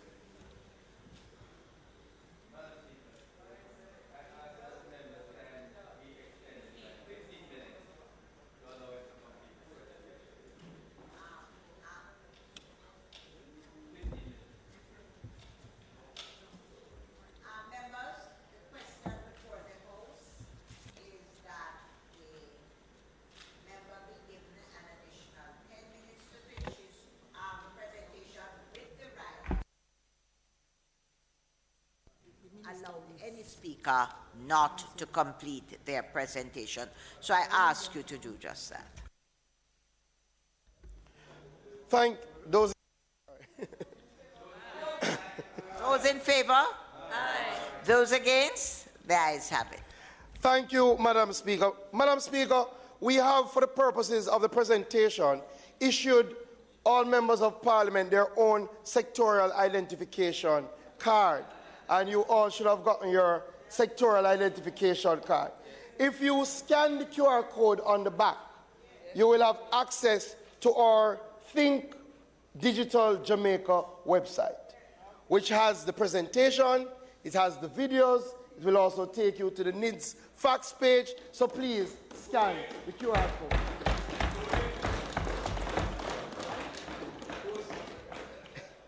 They tried to take it, Madam Speaker, but we upgrade it on them. Madam Speaker, Jamaica has the enviable record of having strong social partnership. Social partnership led by the National Partnership Council, a social dialogue collaboration between the government of Jamaica, the trade union movement, the opposition, private sector, representatives from women, youth, academic groups to address national, economic and social issues. Now more than ever, Madam Speaker, we need partnership. This is why we have started a process to revamp the working of the National Partnership Council. After a period of consultation, the Council had its first meeting this year in March under the chairmanship of the Prime Minister. It was a wide-ranging meeting, Madam Speaker, attended by ministers of government covering issues from the Russia-Ukraine war to the end of the DRMA. We're slated to have another meeting shortly. And we have also, Madam Speaker, expanded the coordinating committee to be more inclusive. And they have had their first meeting in April. Madam Speaker, we're on the cusp of signing a new 4-year social partnership agreement. Already, the main themes have emerged. And this agreement will focus on people, planet, partnership, peace, and prosperity. And it will seek to achieve the strong and sustained recovery of the Jamaican economy. Madam Speaker, I ask the members of Parliament just to join me in appreciating the dedication and commitment of all the partners and thank them for all they do in helping to create a better Jamaica. Madam Speaker, one of the areas that will need an all-hands-on-deck partnership approach is the matter of road safety. The Prime Minister, Madam Speaker, is the chair of the National Road Safety Council and has been leading the charge locally and internationally for all of us to have a great appreciation for the choices we make on our roads so to protect lives. Madam Speaker, the Prime Minister has asked me to work along with the Council and Minister Shaw to strengthen our efforts in this regard and to re-engage the private sector around this critical issue. Madam Speaker, I don't think I need to convince us here or the wider Jamaica of how important the issue is. It is an issue that has caused a lot of emotional distress in every nook and cranny of Jamaica, as people try to cope with the sudden and untimely loss of loved ones and the sudden loss of income by sometimes the sole breadwinner in the household. You know, I had reason, Madam Speaker, to speak to the member from Western Westmoreland last week, and we were both bemoaning the fact that so many young men that we know have died on our roads, especially. Madam Speaker, 487 persons died on the nation's roads last year. Members, it's unacceptable. And the reality is that the vast majority of the cases, the loss of life is highly preventable. You know, one of the areas that we've flagged members for urgent attention is the surge in motorcycle deaths.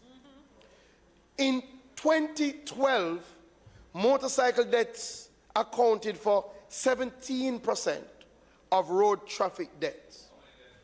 In 2021, motorcycle deaths account for 34% of road traffic deaths. So that's 34% of 487 last year. Yeah. And concentrate on your speech. Yes. So in response, Madam Speaker, the National Road Safety Council have started training sessions in the areas that account for the largest amounts of motorcycle deaths. 300 motorcyclists have been trained in Westmoreland, and Westmoreland is the area that accounts for the largest amount of motorcycle deaths. They have now moved into St. Elizabeth, Madam Speaker, with a training in Mountainside, which unfortunately ranked second, Madam Speaker. In total, 420 bikers have been trained, and over the last 2 years, we have distributed 720 helmets to those motorcyclists.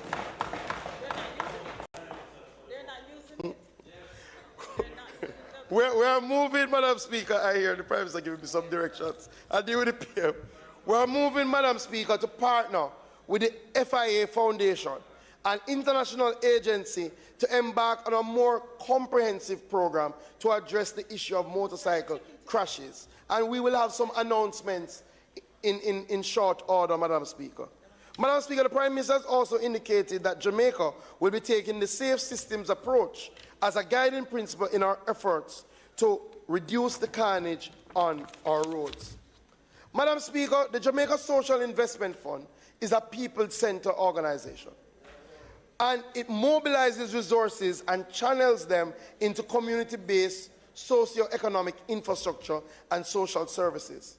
JSIF, we all know, Madam Speaker, has been addressing the demands of our communities through national partnership between central government and local government, and communities and private and public organizations. In fact, in connecting the dots, Madam Speaker, JSIF has embarked on an integrated community development program which includes a Safe Passages project. The multi-parish project improves infrastructure and roadways around schools in multiple communities to reduce accidents with our children. Over 7,000 persons will benefit. The fund has also carried out work in rural schools. Among these projects include the rehabilitation of the Boston Primary and Infant School, the expansion and rehabilitation of the Marley Mount Infant School. The Albion Primary School has benefited from the construction of a special education block for the infrastructure of special needs students. Additionally, Madam Speaker, there has been significant investments in agriculture and tourism. Madam Speaker, I turn to the Chase Fund. And as Jamaica celebrates 60 years of independence, the Chase Fund will mark 20 years of committed service to Jamaica. The Chase Fund recognized that they needed to help lead the digital transformation, especially in our education system, Madam Speaker. And as such, as a part of the Chase Technology Enhancement Program, over 200 tablets were distributed, over 2,000 tablets were distributed to students in infant schools across Jamaica. Infant schools. This is to facilitate online and mixed modality learnings. Of course, we could not have stopped there, Madam Speaker. 77 early childhood institutions across the country received multifunction printers as well as supplies, and scholarships valued at $37 million were awarded to 164 students pursuing undergraduate or postgraduate studies in early childhood education. Madam Speaker, Chase also contributes to the government efforts to manage the COVID-19 crisis, providing over $190 million for resources and rehabilitation of hospitals, including but not limited to interventions at the National Influenza Center, the purchase of hospital beds for the Kingston Public Hospital, the Victoria Jubilee Hospital, the Bustamante Hospital, the Spanish Town Hospital, and the list goes on and on. Madam Speaker, Chase will continue to provide support to the health sector. Additionally, culture is essential to our welfare, and as such, Chase has invested over $40 million, Madam Speaker, to construct a community cultural center in the community of Sherlock in Duhaney Park in Northwest St. Andrew. Under its special education grants, Chase has awarded 29 arts and culture scholarships valued at $19 million. In this financial year, Madam Speaker, we will see the Chase Fund continuing to build out community cultural centers, and they have earmarked St. Catherine High School to build a performing arts center and downtown Kingston to build a center for visual and performing arts. Madam Speaker, the final area, the Constituency Development Fund, plays a major role in the improvement of all constituencies in Jamaica by supporting members of Parliament with funding of constituency projects. To further enhance this, the agency has improved several of its systems and processes. Of note, Madam Speaker, for the first time since 2015, a revision of the CDF operational procedure has been done to ensure that there is increased statutory and regulatory compliance by all the stakeholders, to ensure that there is no, yes, so to ensure that there is increased statutory and regulatory compliance, to ensure that there is relevance to on-the-ground realities, and to ensure that there is equitable distribution across project categories. We know, Madam Speaker, that education is the essential foundation for prosperity and opportunity. It is a lifelong currency. And, Madam Speaker, we know that investment in education is essential. As such, Madam Speaker, I'm pleased to advise that now a minimum of 25% of the Constituency Development Fund is invested in education activities. This amounts to $315 million annually going to education from the CDF. We have also seen increased compliance by members of Parliament by approximately 70% in carrying out their biannual constituency consultations. And finally, Madam Speaker, the CDF is also thinking digital and has appreciated that digitization is a crucial step in optimizing and modernizing its operations. And so the digitization of the CDF has started. There has been the acquisition of a software to manage monies dispersed from the OPM to implementing agencies, and this will be rolled out in this fiscal year. Madam Speaker, I think we all should give a round appreciation to the director of the Constituency Development Fund. I think we all can speak personally. We have seen and felt the changes. Yes, yes. And it is a step in the right direction.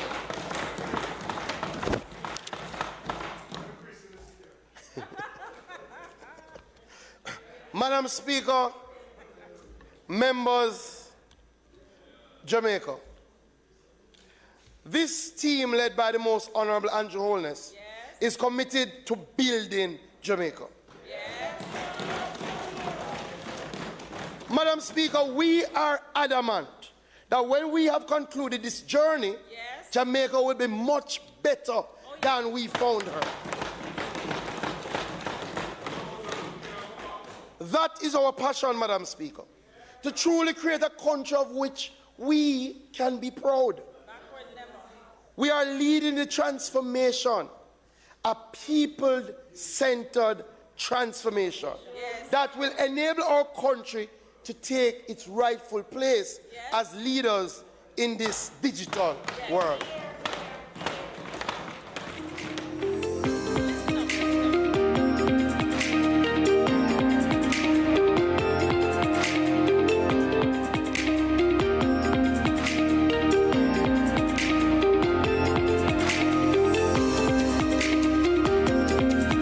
We have assessed where we are now, and we have accelerated the pace of action to get to where we need to be.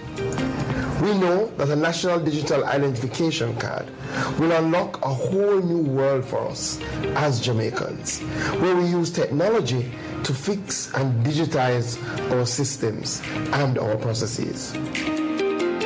We are transforming the lives of Jamaicans, making our lives easier and bringing us into a new reality with boundless possibilities. When we think digital, then and only then can we make it happen.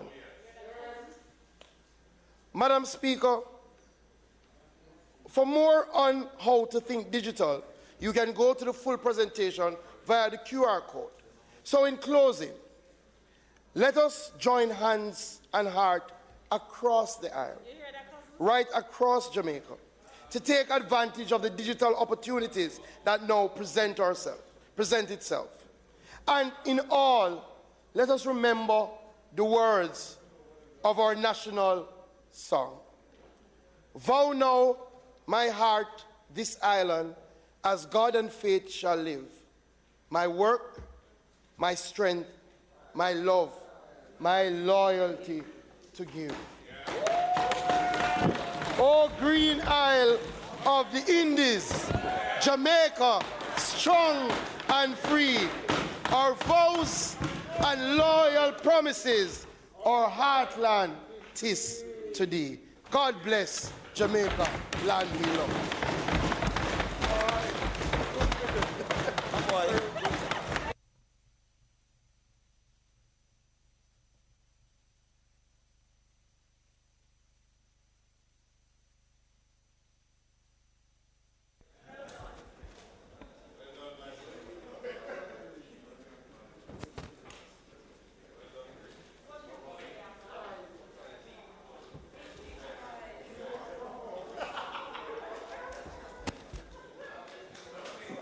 Madam Speaker, I certainly would like to thank the member from Southwest, St. Elizabeth, for his excellent presentation, and to thank also the member from Clarendon Southwest for his presentation. And at this time, Madam Speaker, I would ask for a postponement, a suspension of the debate on the sectoral until tomorrow at 2 p.m.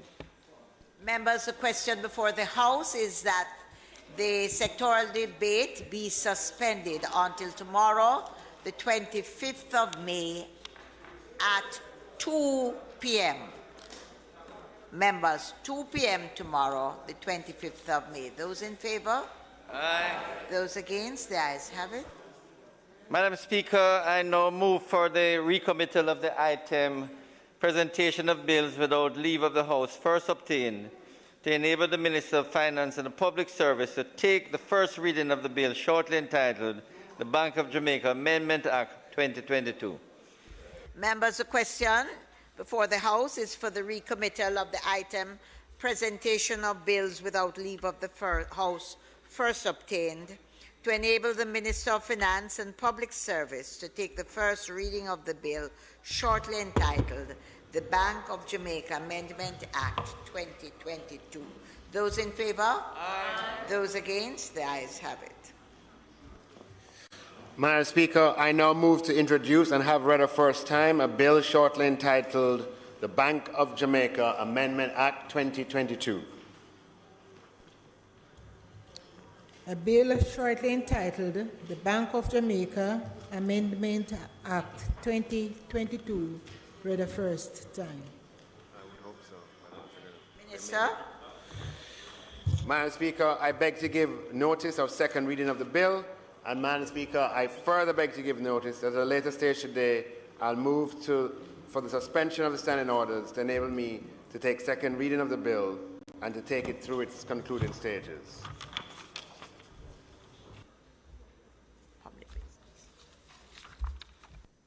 Madam Speaker, public business, we ask that the Minister will proceed to take the bill through its stages. Minister. Madam Speaker, I now move for the suspension of the standing orders to enable me to take second reading of the bill, notice of which I gave earlier, and also for me to take it through its concluding stages.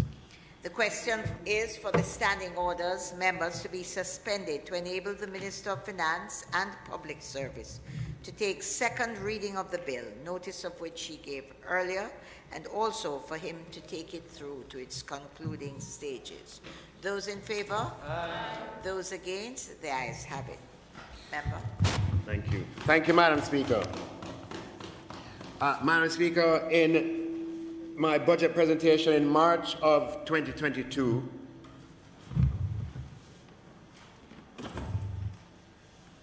I committed within the first quarter of the fiscal year to table and take through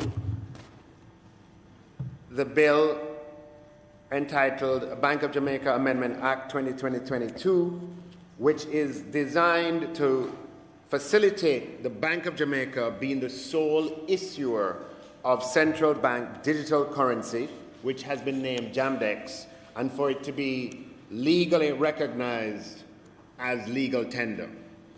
Madam Speaker, as part of the government's digital transformation of the economy, the government is seeking to amend the Bank of Jamaica Act to facilitate the national issuance of central bank digital currency and to power the Bank of Jamaica, the BOJ, as the sole authority to issue central bank digital currency as legal tender.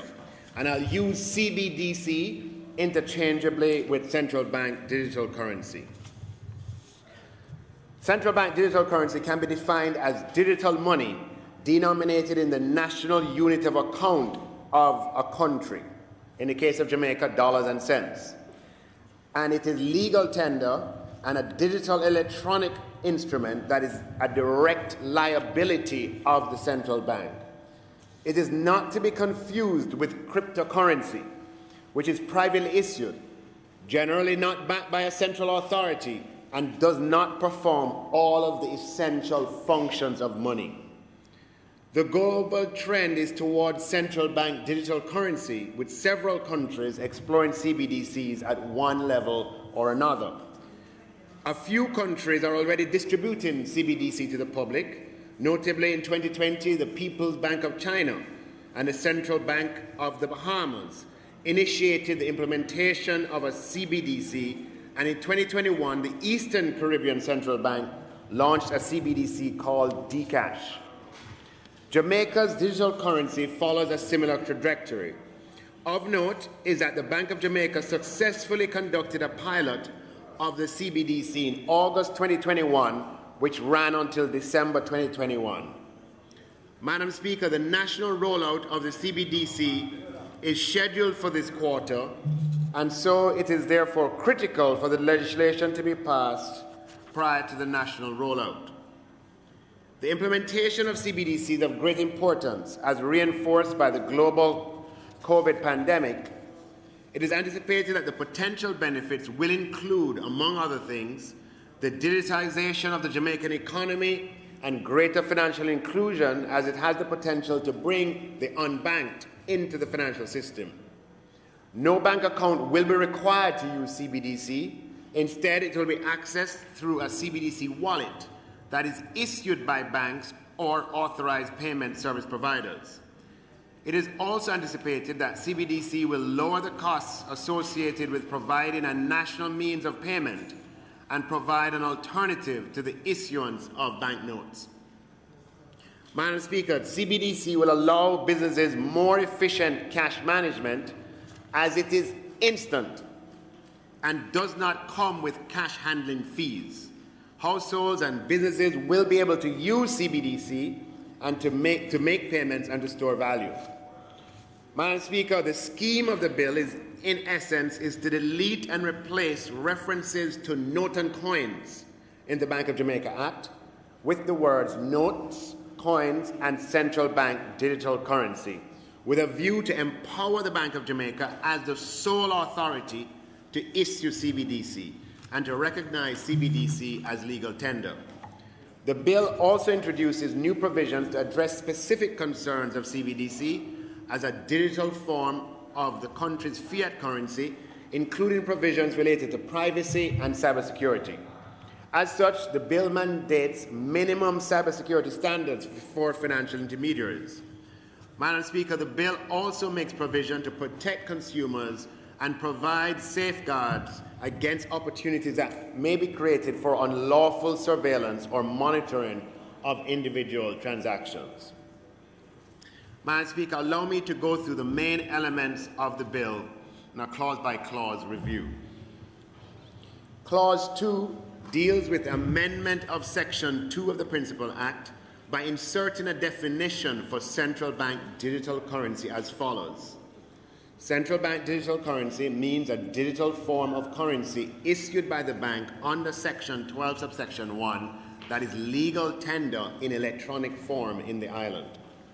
Clause 3 deals with amendment of Section 5 of the Principal Act. Section 5 of the Act specifies the principal objectives and functions of the bank to include to issue and redeem notes and coins. The amendment seeks to expand the section to include central bank digital currency in subsection 2C by deleting the words notes and coins and substituting, therefore, the words notes, coins, and central bank digital currency. Clause 4 deals with amendment of Section 10 of the Principal Act. Section 10 of the Act provides for what is accepted as currency in Jamaica. The amendment seeks to expand the section to include CBDC in subsection 1, again by deleting the word notes and coins and substituting, therefore, the words notes, coins, and central bank digital currency. Clause 5 deals with amendment of Section 12 of the Principal Act. Section 12, subsection 1, gives the Bank of Jamaica the sole right to issue notes and coins. It is the intention that the bank will also be the sole issuer of central bank digital currency, and hence a similar deletion and substitution as just described is made there as well. In addition, Section 12 of the Principal Act is amended in subsection 2 by deleting subsection 2 and substituting, therefore, the following. No person other than the bank, and that is the Bank of Jamaica, shall issue in Jamaica notes, coins, or central bank digital currency, or B, any document or tokens payable to the bearer on demand having the appearance of or purporting to be or which are likely to pass as or be confused with notes, coins, or central bank digital currency issued by the bank. Madam Speaker, Clause 6 deals with amendment of Section 14 of the Principal Act. Section 14 addresses denominations and forms of notes and coins. The amendment seeks to expand Section 14 to include central bank digital currency in subsection 1A by deleting the words notes and coins and substituting, therefore, the words notes, coins, and central bank digital currency. Clause 7 deals with amendment of Section 15 of the Principal Act. Section 15 addresses notes and coins issued by the bank being legal tender. It is necessary to include central bank digital currency to be legal tender. Therefore, Section 15 is amended in subsection 1 by deleting the word and at the end of paragraph A, and inserting the word "and" at the end of paragraph B, and inserting next after paragraph B, paragraph C as follows: if made in central bank digital currency, shall be legal tender for the payment of any amount. Clause 8 deals with amendment of Section 19 of the Principal Act. Section 19 provides for the functions of the bank in relation to currency, which include printing of notes, minting of coins, and the issue, reissue, and redemption of notes and coins, and safe custody of unissued notes and coins, and safe custody and destruction of plates and paper for the printing of notes, and dies for the minting of coins. The functions outlined under this section will need to be expanded to include the minting and storage of CBDC. Therefore, Section 19 is amended by deleting the full stop at the end of paragraph C, substituting therefore a semicolon, and inserting next after paragraph C the following: arrange for the minting and storage of central bank digital currency, as subsection D, and subsection E, arrange for the issue, reissue, and redemption of central bank digital currency. Subsection F, arrange for the safe preparation, distribution, commissioning, or decommissioning of central bank digital currency plates. Clause 9 deals with the amendment of Section 21 of the Principal Act. Section 21 requires that the bank hold assets of an amount sufficient to cover the total number of notes and coins in circulation. It is necessary for this provision to be expanded to require reserve assets in relation to CBDC. Therefore, Section 21 of the Principal Act is amended in subsection 1 by deleting the words notes and coins and substituting therefore the words notes, coins, and central bank digital currency. Clause 10 deals with amendment of Section 45 of the Principal Act. Section 45 deals with power to make rules and guidelines. It is necessary to amend Section 45 to give the bank the power to develop guidelines for minimum cybersecurity standards for financial intermediaries to adhere to, as well as rules that govern the interaction between financial intermediaries and customers in the use of CBDC. Therefore, Section 45 of the Principal Act is amended in the marginal note by inserting the words "and rules" after the words "bylaws." Further, Section 45 is amended by renumbering the section as Section 45 subsection 1 and inserting the following as subsection 2. Without prejudice to the generality of subsection 1, the bank may, with the approval of the Minister, make rules to govern A, minimum cybersecurity standards for financial intermediaries, and B, the interaction between intermediaries and customers in the use of central bank digital currency. Madam Speaker, Clause 11 deals with insertion of a new Section 45B in the Principal Act. The amendment seeks to give the bank the power to make regulations with the approval of the Minister of Finance by inserting next after Section 45A the following: the bank may, with the approval of the Minister, make regulations prescribing the framework under which central bank digital currency issued by the bank as legal tender is held or used by the public, and without limiting the generality of the foregoing, the regulations may provide for A, protecting consumer daily financial activity, B, guarding against opportunities that may be created for unlawful surveillance or monitoring of individual transactions, and C, mandating minimum cybersecurity requirements for the recipient of central bank digital currency. The regulations shall be subject to affirmative resolution. Finally, Madam Speaker, Clause 12 addressed a consequential amendment to the Proceeds of Crime Act. Section 55 of the Proceeds of Crime Act is amended in the definition of cash to include central bank digital currency as part of Jamaica's anti-money laundering and countering terrorist financing obligations.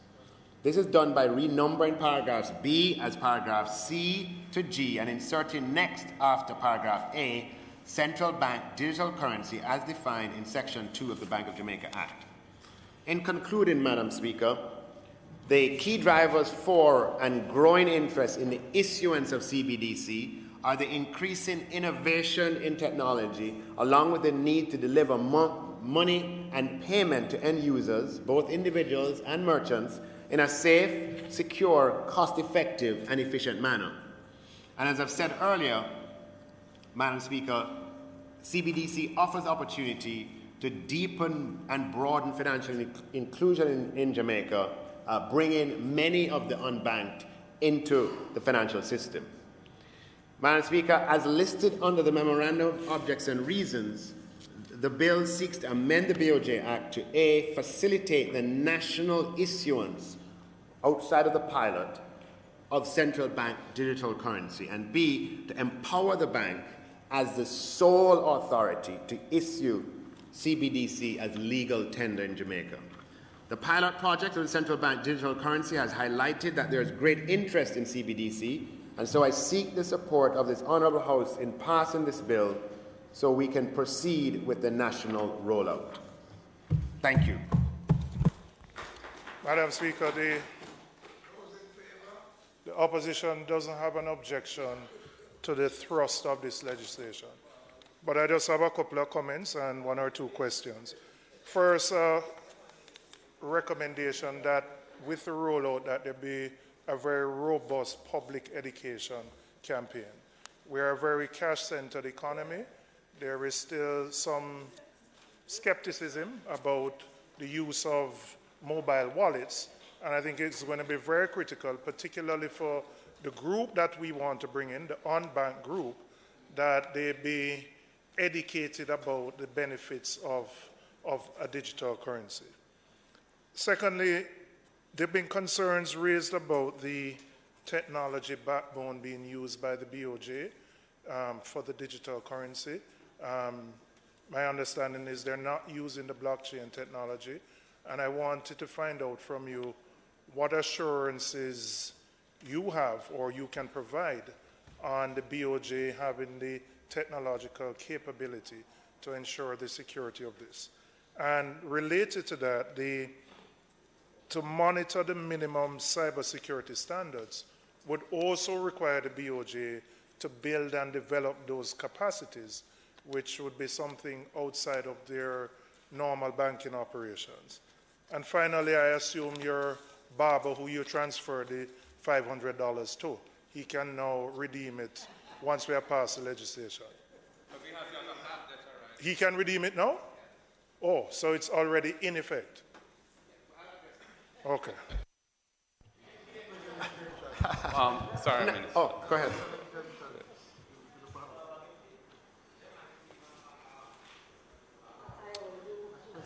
Minister, I have just a couple of questions on the bill. The first question I have, really, and I'm not taking it sequentially, relates to Clause 12 and the amendment to the Process of Crime Act. It's difficult to fully visualize how central bank digital currency will work in practice.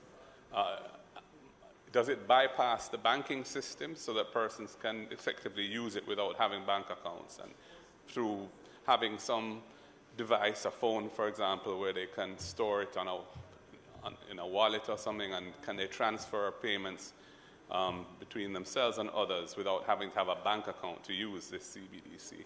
I'm not sure, but I'm interested in that, because I know that the expansion of the definition of cash in Section 55 of the Process of Crimes Act would leave out of the net, so to speak, the cap on cash transactions in the Section 101A of the Process of Crime Act. So the definition of cash that we're amending in Clause 12 is for the purposes of Part 5 of the Process of Crime Act. The provision I'm referring to, Section 101A, which makes it unlawful to enter into cash transactions outside of the banking system in excess of $1 million per transaction, and it also prohibits splitting them up artificially to circumvent that cap. That has its own definition of cash, which this doesn't.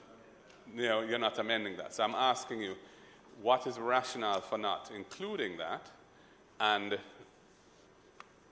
how does that protect the interests of anti-money laundering and law enforcement, given Jamaica being on the grey list and so on, for a new technology which is akin to cryptos but is issued by the central bank and therefore has the backing of the full faith and credit of the government of Jamaica, essentially, the Bank of Jamaica being the central bank, but is otherwise facilitating a whole new type of payment arrangement which the formal banking system doesn't currently provide for.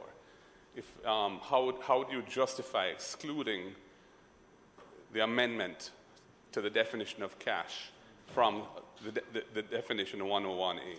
That's a question I have, and that's a policy question, really. The other point I wanted to ask in relation to Section 8, Clause 8 of the bill, and the reference to minting and storage. In paragraph D, there's a reference to arranging for the minting of central bank digital currency. And in paragraph E, there's a reference to issuance, arranging for the issue of central bank digital currency. Minting is not a defined term in the bill, so as I can see. And it's juxtaposed in the following paragraph to the word issuing. And I was just wondering what minting means in this context, and how does it differ from issuing central bank digital currency. And the other point I have is in Clause 10, the new subsection 2. In 2A, it makes reference to financial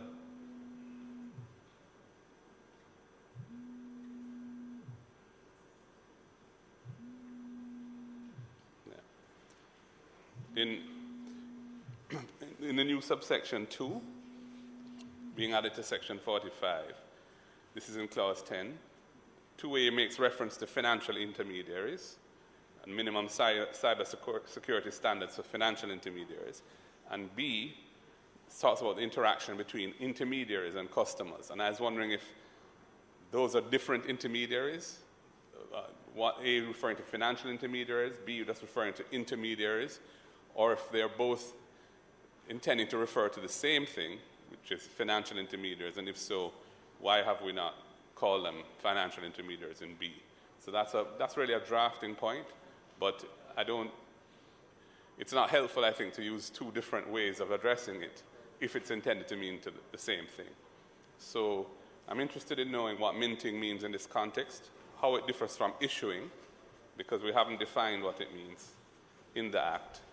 And I'm interested to hear the policy answer to the issue on Section 101A of the Proceeds of Crime Act. Thank you, Minister.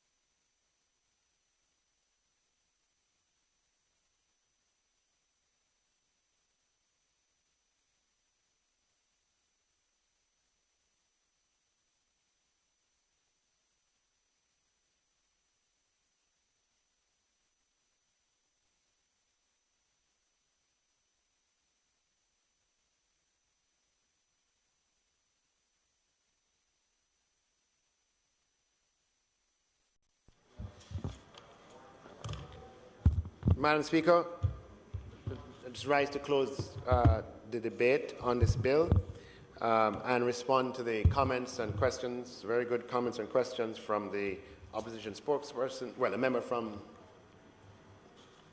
South East St. Andrew and the member from South St. Andrew. So,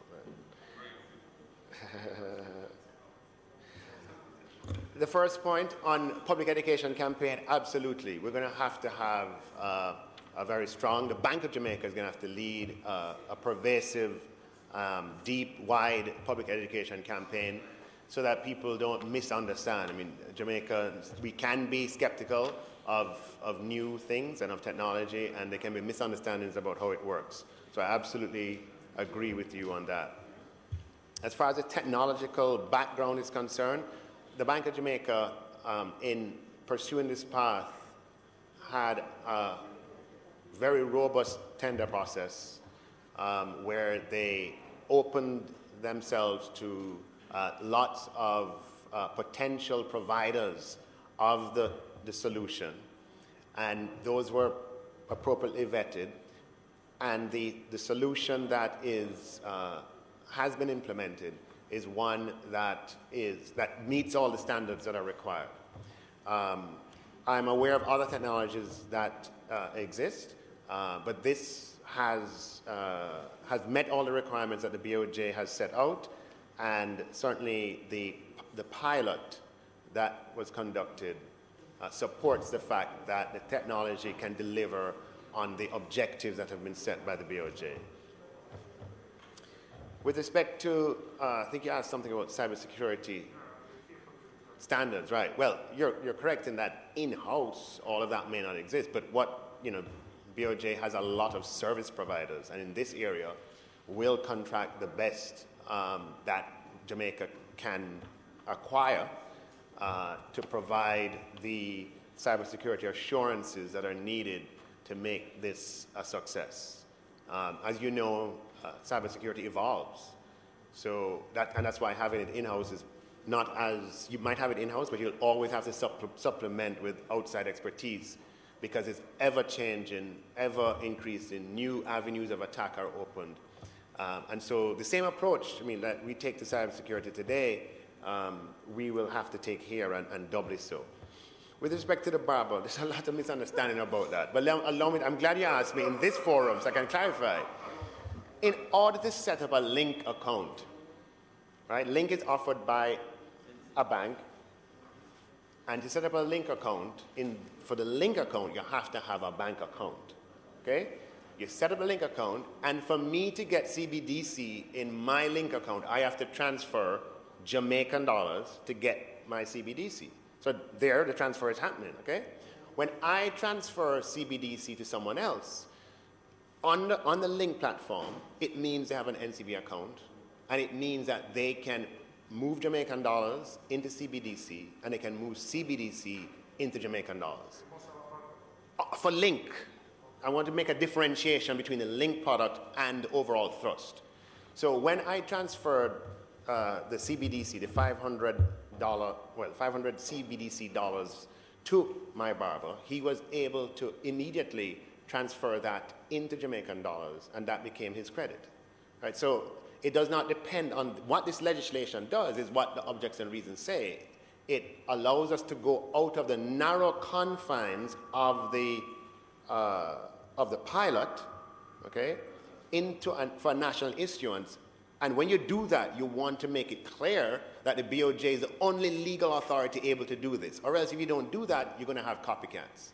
So that is the purpose of it. Before this becomes nationally available, we have to put in the legislative teeth to ensure that the BOJ is the sole legal authority that can issue CBDC. Or else if you didn't do that, you'd have imitations, in the way that if you didn't make the BOJ the sole authority for the issue of notes and coins, you would have imitations. So that's the reason for it. But somebody with a links account can go from CBDC to Jamaican dollars to CBDC on their link platform.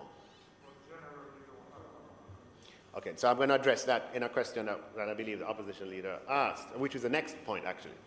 So the central bank digital currency has been designed in such a way that, and this is where your later question on intermediaries comes up, we will have intermediaries who are financial institutions, but we expect to eventually have institutions that are not financial institutions, eventually. But even with financial institutions, the way it is set up is that you don't have to have a bank account to get CBDC. That is where we're going to that is where the policy or how the policy has been designed. All right? So CBDC, you don't require a bank account to have it. And I think that answers your first question or comment. With respect to, that's a very good question, with respect to not amending the $1 million, when the section in the Proceeds of Crime Act that limits cash transactions to $1 million. So it basically means, it basically means that CBDC, you can transact over $1 million. But the way to think about it, though, member, is that it is CBDC you remember with CBDC, though it's on your phone, it's an account you have with some institution, whether it's a financial institution or otherwise. And in the same way that you can use your debit card, you can have more than $1 million in the bank and use your debit card to transfer any amounts from one account to another. That's the analogy. It's analogous.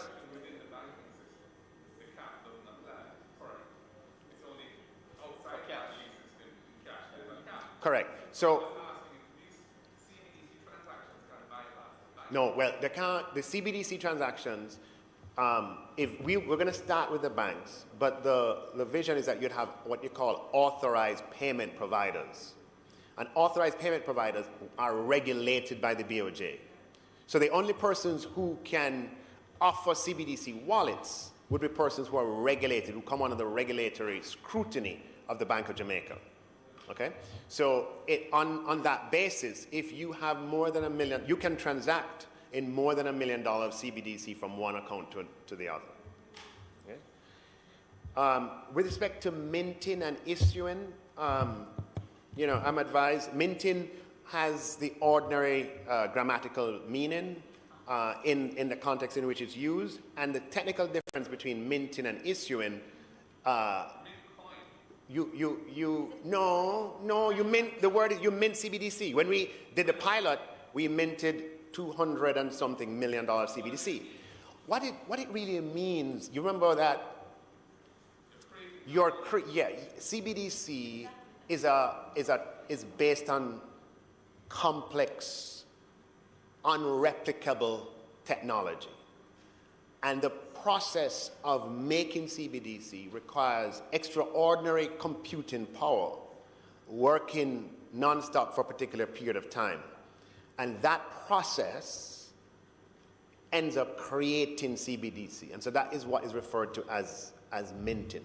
The computer programs that are set on go for a particular period of time to create the amount of CBDC that's required. I remember when we say create, it is to create the let's call it the digital footprint of the CBDC, and which is, you know, based on deep technological and mathematical formulae. So that's what minting means. That computing process. And we had, when we minted the first, it was an occasion where the media were invited and sat and watched the minting take place, shall we say. So it's an analogous, it's an analogous process. It's not manufacturing in a physical sense. Yes. No, once it's minted, it's now in the possession of the BOJ, just like when they mint coins. It's not a liability at that point. After it's minted, then the BOJ can issue it to its intermediaries, financial and non-financial, and then it becomes issued to the general public, and it becomes a liability of the central bank. Yeah? Thank you for asking those questions, because it allows me to illuminate for the public at large. And then you asked a question about clause 10, subsection 2, and I believe I answered it a little bit, in that the design is that eventually, I don't know if you recall, we brought up some legislation here about a year ago, or sometime like that, where there's this concept of the authorized payment provider who now comes under the regulatory scrutiny of the BOJ. So the idea here is that you can eventually have persons who have large retail points of presence, as long as they subject themselves to the scrutiny of the BOJ and undergo the particular application procedures, they can become authorized payment providers, and as such become issuers, not issuers, but become intermediaries of CBDC with cash-in points, cash-out points, to facilitate the landscape of digital currency as we envisage it.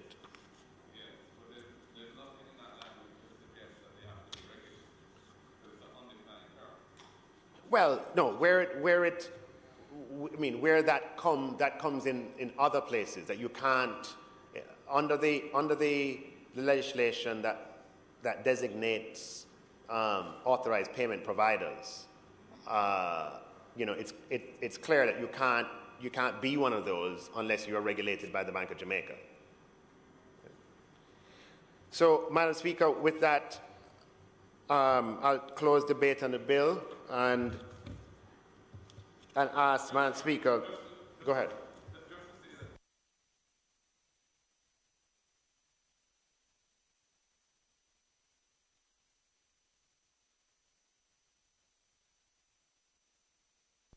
Yes, it could be.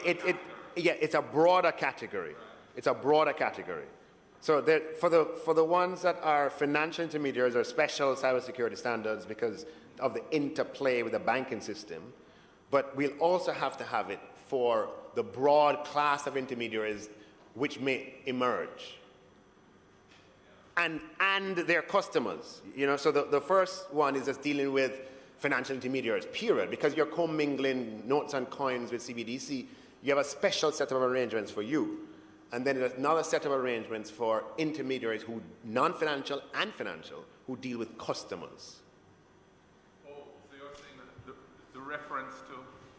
yeah, A and B are dealing with two different... So you're saying the reference in B to intermediaries would include financial intermediaries? Yeah, the interaction between intermediaries and customers in the use of... Yes, it would include financial intermediaries. Yes. And non-financial? Yes. And this is dealing with the interaction with customers. So we have to have a special set of cybersecurity regulations for that when you're interacting with customers. We're not really in committee. Can we do it in committee? Yeah. In committee. Yeah. So, Madam Speaker, I'd like to conclude the debate on the bill and ask that it be read a second time. And I know that we'll have things we want to discuss in committee. Thank you. Members, the question is that the bill be read a second time. Those in favor? Those against? Madam Speaker, sorry. A bill entitled An Act to Amend the Bank of Jamaica Act, read a second time. Minister, I think Member Golding asked some very pertinent questions. And it's obvious that a lot... No, we're at committee stage. So take it. Not committee yet. Not yet. So sorry, I thought you were.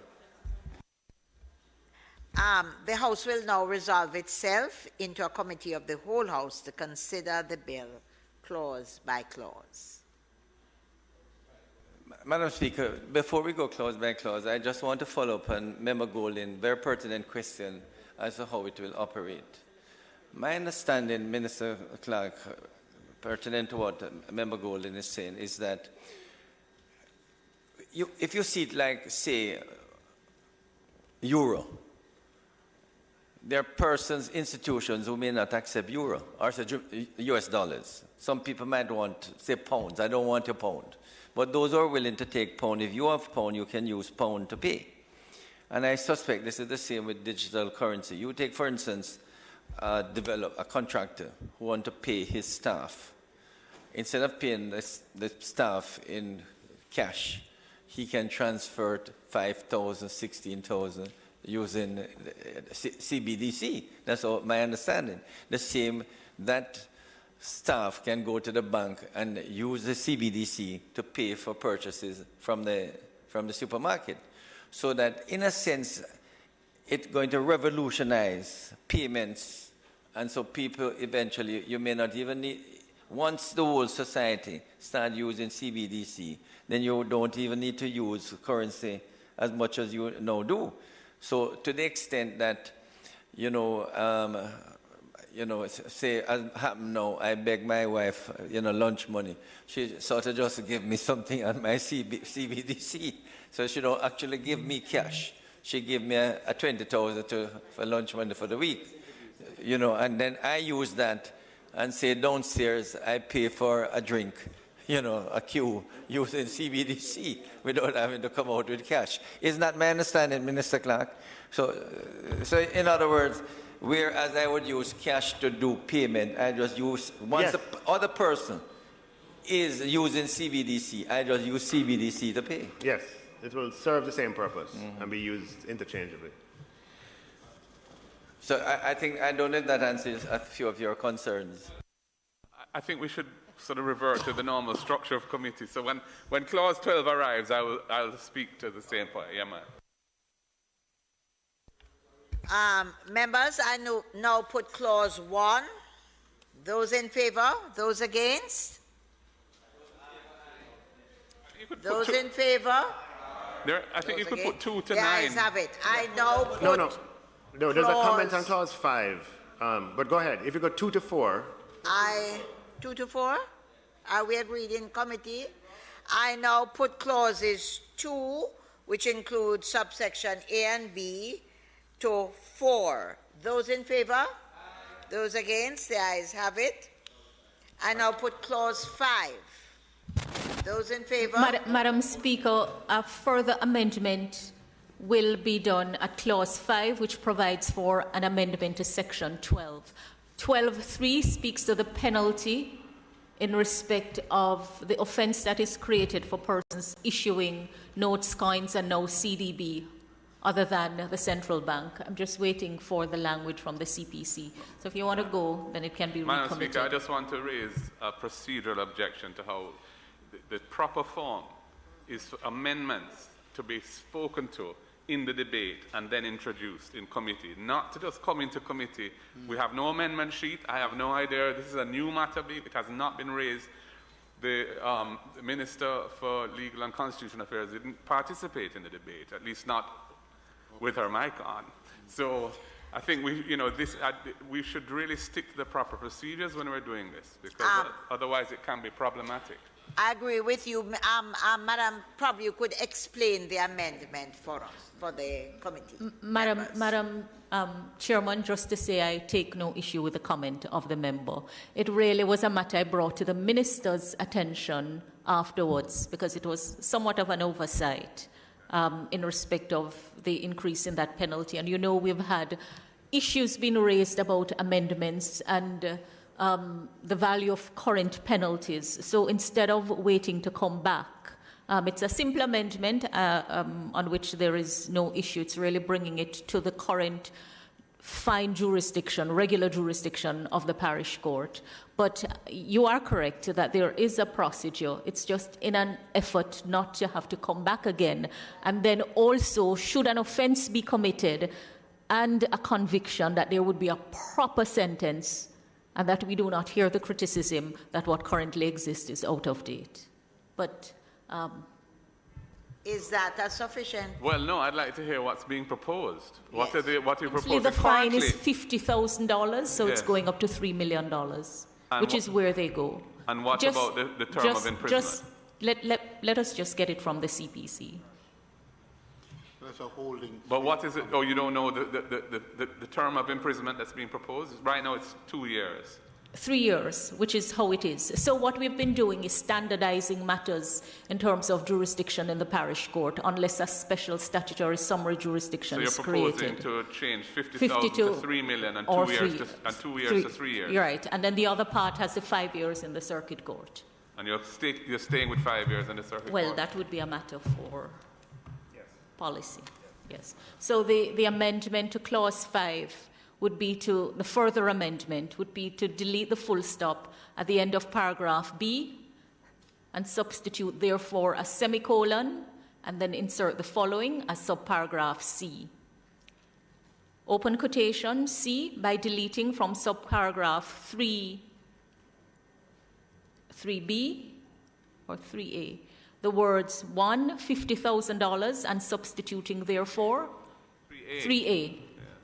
$3 million, and 2 years and substituting the words 3 years. Maybe you should read that again, because you said 3B and it's not, it's 3A. 3A. By deleting from, let me start again. Further amendment to clause 5. Clause 5. 1, delete the full stop at the end of paragraph B and substitute therefore a semicolon and insert the following subparagraph C as subparagraph C. C, by deleting from subparagraph 3A the words 1, 50,000 and substituting therefore the the words 3 million, and 2 years, and substituting therefore the words 3 years.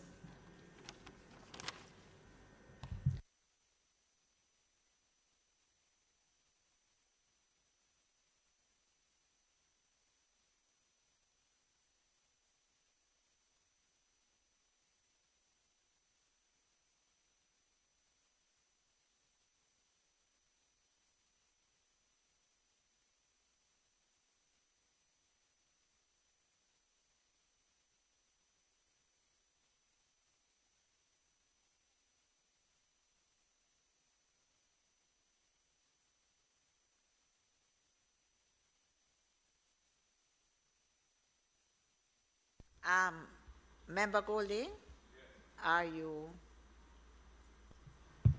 Yeah, I have no objection to the proposed amendment. I mean, again, the procedure wasn't properly followed, but, it is what it is. So I have no objection to the substance of it, yeah. Thank you very much. So those in favor of Clause 5 with the amendment, and the amendment is to Clause 5A to delete the full stop at the end of paragraph B to substitute instead a semicolon. And at 3A, where you have $50,000, to delete that and substitute $3,000, and then 2 years to $3 million, and then to delete 2 years and instead substitute 3 years. Those in favor? Aye. Those against? The ayes have it. 6. Those in favor? Aye. Those against? The ayes have it. I now put Clause 7. Those in favor? Aye. Those against? The ayes have it. Those in favor? Aye. Those against? The ayes have it. I now put Clause 9. Those in favor? Aye. Those against? The ayes have it. I put Clause 10. Those in favor? Those against? The ayes have it. I put Clause 11. Madam Chairman, in respect of Clause 11, the words issued by the central bank as legal tender may be superfluous, since the central bank digital currency is defined as it is in Clause 2 to mean the digital form of currency issued by the bank under Section 12.1, that is a legal tender in electronic form. So those words after currency up to tender between issued by the bank as legal tender really are superfluous. Members, the amendment is that they be deleted. That we delete the words issued by the central bank as it is superfluous in the context Actually, of the words being deleted are issued by the bank as legal tender. Yes. Those are the words that is being proposed to delete. Right. Yeah. Those in favor? Madam Chairman, may I just crave your indulgence?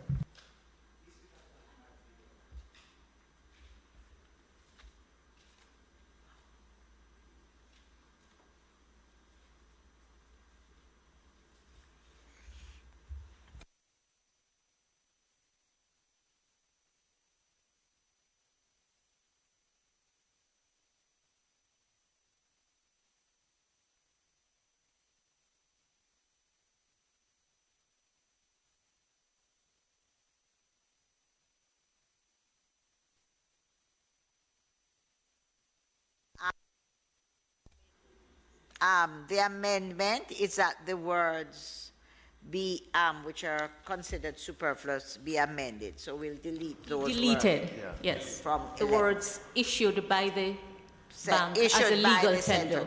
Right. By the bank as a legal tender. By the Bank of Jamaica. Those in No. Issued by the bank. The bank. As legal tender.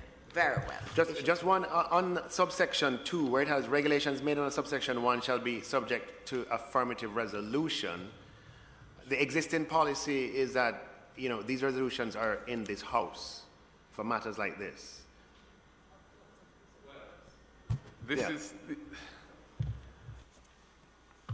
I believe that there are some regulations under the Bank of Jamaica Act that are subject to affirmative resolution, because effectively you are making new law.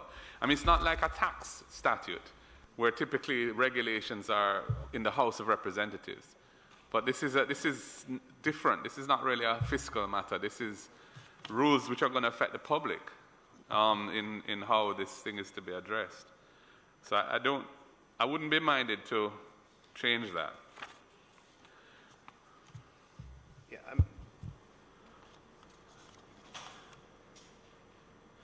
you've been sometimes the Senate can add value if they have a look at it, you know. So I wouldn't be shy of letting them be part of the approval process. It's not one process. I'm going to fight you on today. Yeah. Exactly, especially since I didn't have it in my speech. We'll leave it as is. Yeah, leave it as is. So the only amendment is issued by the bank. Yeah. Those in favor? Yeah. Those against the ayes. I now put clause 10. Clause 12. On that one, As amended, because we amended 12. No, we didn't amend 12. We did. Right. But the member from Northeast St. Andrew had made some comments at the beginning of the committee sitting, essentially saying, you know, how he understood it is that it would allow a contractor to pay his workers and so on. And that's my impression of it as well, is that it will facilitate payments from persons who are current.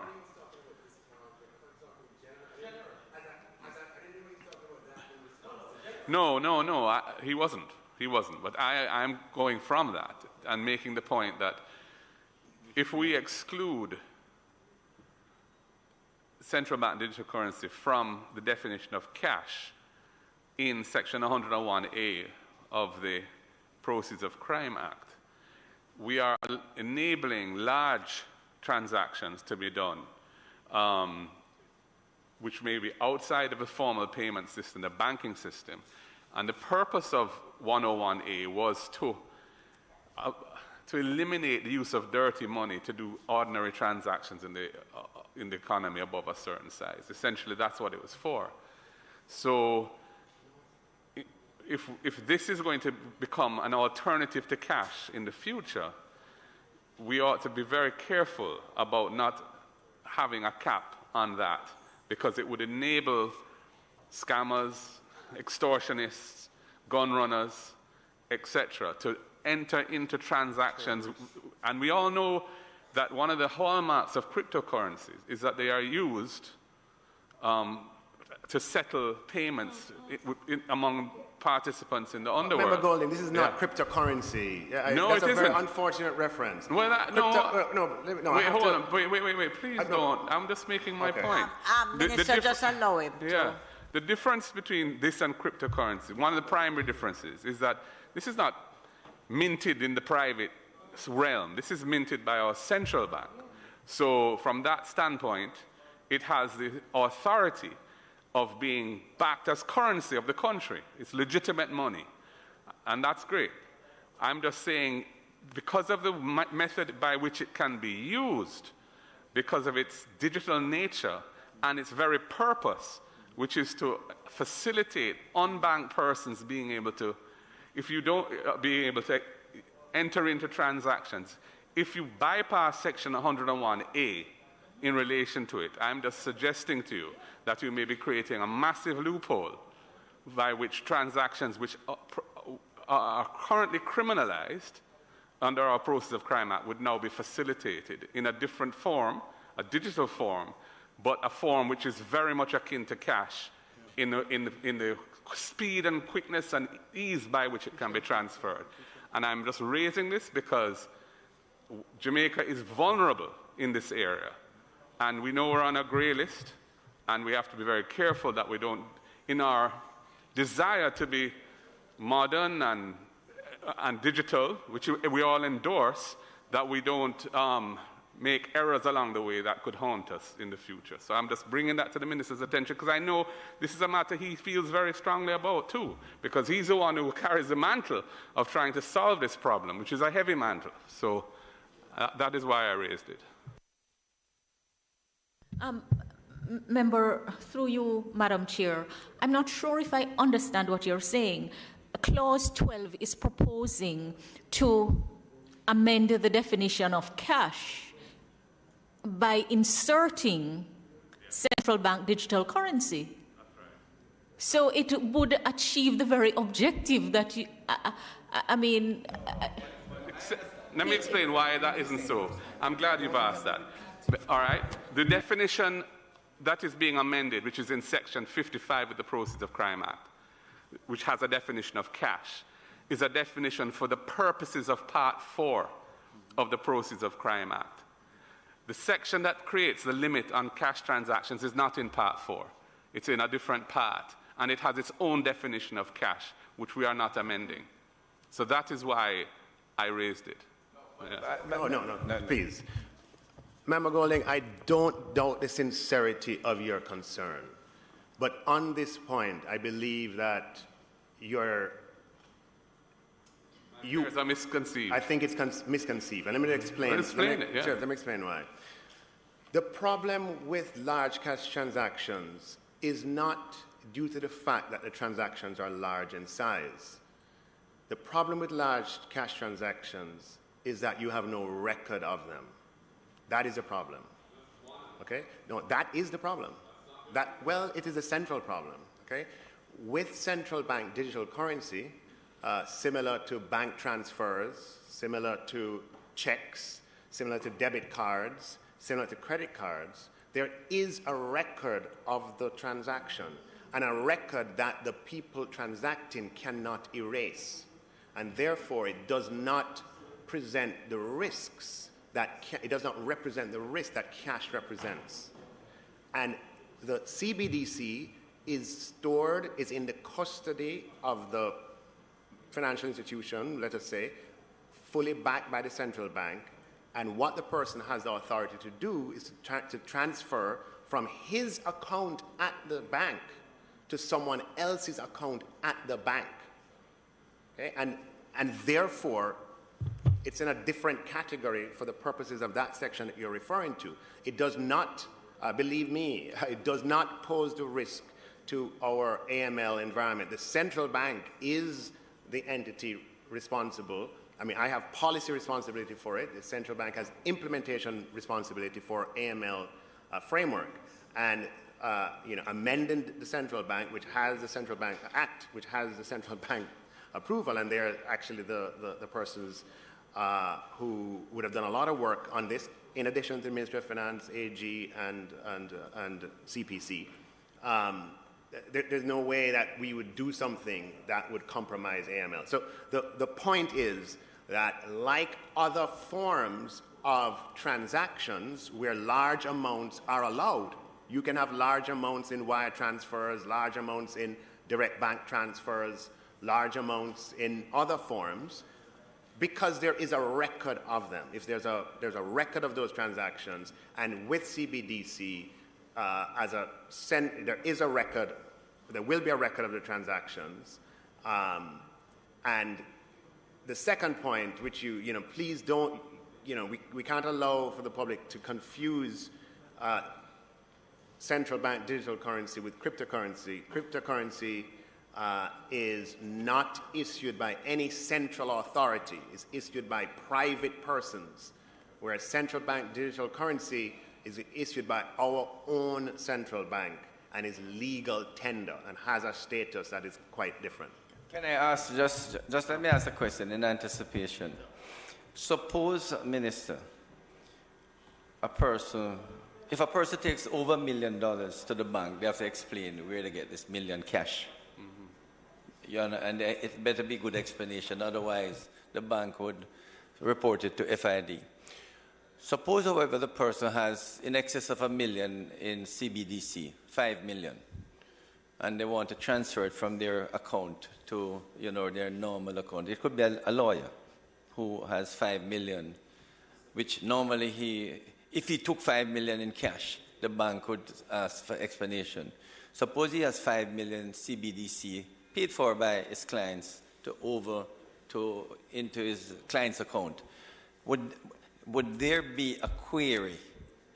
Because if it was cash, there would be a query. No, if it was cash, it would be legal. It would be illegal. If it was cash, it would be illegal. No, would it be illegal then if it was? No, that's the point that we're making. That's the point. The point we're making, and what the member is contending, is that it would not be illegal in CBDC. Right. And the big difference is that the challenge with cash is that there's no record of the transaction. You don't know. It can be reported as coming from A or B when it actually came from C or D. And therefore, it offers the opportunity for nefarious activities to be hidden. Okay. The opportunity for hiding is not the same when it comes to CBDC as compared to cash, because like with other forms of transfers, there's a record. The reason why people doing nefarious activities do not use wire transfers, the scammers do not use wire transfers, they do not use credit cards, they do not use debit cards, is because there is a record. Right? The reason why they use cash is because there's no record. With CBDC, there is a record, as with other forms of transactions. Yeah, just to be clear on one thing, though, the prohibition on large cash transactions is not directly related to the absence of there being a record, because if the person receiving the payment issues a receipt, and they could be a legitimate operator in the commercial space, it is still an illegal transaction. And the reason for it is because of the fact that cash can often be generated by illegal transactions which are themselves part of the illegal activities of the country. And persons who are involved in illegal transactions have a preference for cash because the banking system is ring-fenced to make it difficult for that type of money to come into the banking system. So I think the critical issue, the absence of a record is really one aspect of it, but it's also the fact that it lends itself, cash lends itself to being used by that type of activity. I just wanted to be clear in my own mind, and I'm sure we are all clear in here, that the CBDC universe is a universe that doesn't share with cash the propensity for being used for illegal transactions. That's really, not just because it generates a record, but because it is created, and the way it is minted originally and the way it is issued, and how it can be then used in the economy once it is issued, requires it always to be in an account for which there is proper diligence, proper AML, procedures applicable to it. And that is what I just want to be clear on. That it will always be housed in an account by a regulated entity, whether it be a licensed financial institution or something else. I don't know what that other universe of intermediaries that can host these accounts will be. But it's important that whoever it is, that be something which is subject to the proper due diligence around AML requirements. Otherwise, it could become a problem. That's what I'm saying. Okay, so I mean, just on the first point, just putting that to bed, right? I mean, cash is the preferred means for nefarious activities, okay? Because there isn't a record. And because there isn't a record, what it allows you to do, if accused that, oh, you got this money from X, you can say, no, I got it from Y. I have a dry cleaning business. Okay, so it allows, by saying no record, that's just the foundation. If there's no record, what it allows you to do is to substitute fake reasons that account for the accumulation of this cash that differ from the real reasons. Okay, that is why cash is preferred. That is why nefarious activities don't occur with bank transfer. By nefarious, we mean illicit drugs and so on. Don't occur, and lottery scamming, don't occur with bank transfers and other forms where you can identify payer and payee, and therefore if that is a payer, it's not a dry cleaning business, right, clearly, because that person didn't have that many suits, okay? So this, and I'm repeating myself here, CBDC offers the advantage, like CBDC transactions offer the advantage, like other transactions, not unique to CBDC, where there is a record. Now, to the assurance that you seek, as I said in the exchange and the questions and answers, that the institutions that will have the privilege of distributing CBDC or offering cash-in services and cash-out services will be institutions regulated by the central bank. Only institutions regulated by the central bank will have that privilege. And they could be financial institutions, or they could be in another regulatory category called authorized payment providers. Just so I understand though, so if I have some CBDC and I pay it to you, some account with a regulated entity, if I make that payment, will be debited and an account credited in a formal regulated payment system? Yes, yes. That's the point. Yes. I want to, that is important. Yes. Because that differs from cash as we have previously known it. Yes. So we are at... Worthwhile discussion. Yes, I thank the leader of the opposition because I had the same concern myself in terms of the transfer. So, members, I now put clause 11 as amended. Those in favor? I now put clause 12. Those in favor? Those against? The ayes have it.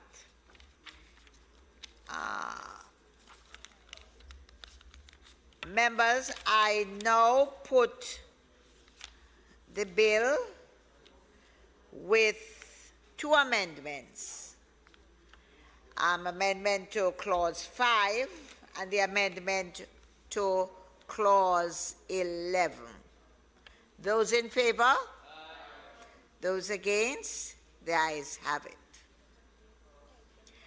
I also, members, want to put to the committee the title of the bill and the enacting clause. Those in favor? Those against? The ayes have it.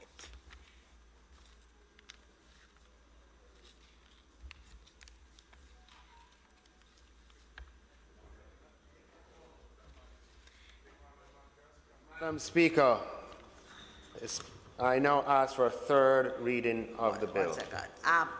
I thought the bill be read a third time. Yeah. The question is that the bill be read a third time. Those in favor? Those against? The ayes have it. A bill entitled An Act to Amend the Bank of Jamaica Act, read a third time and passed. We had already indicated that the bill had been passed coming stage with two amendments. That's it.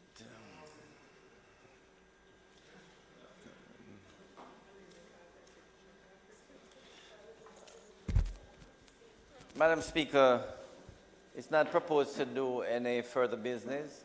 I now ask that the House be adjourned until tomorrow, Wednesday, the 25th, at 2 p.m. The question before the House is that there be no further business. The House adjourns until tomorrow, Wednesday, the 25th, at 2 p.m. And members, this House will start at 2 p.m. Please, I'm asking you to come out for 2 p.m. Those in favor? Those against? The ayes have it. This House is now adjourned.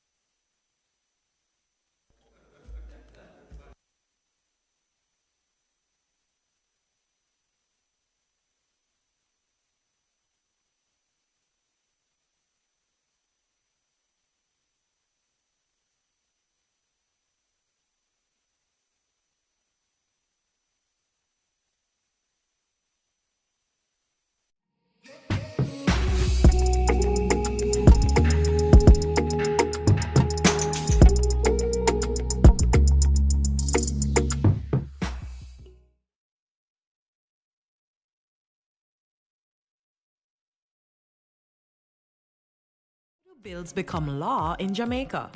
Laws are made to create order, to ensure our safety, and to protect our rights against abuses by other citizens, organizations, and even the government itself. A bill is a proposal for either a new law or for a change to an existing law.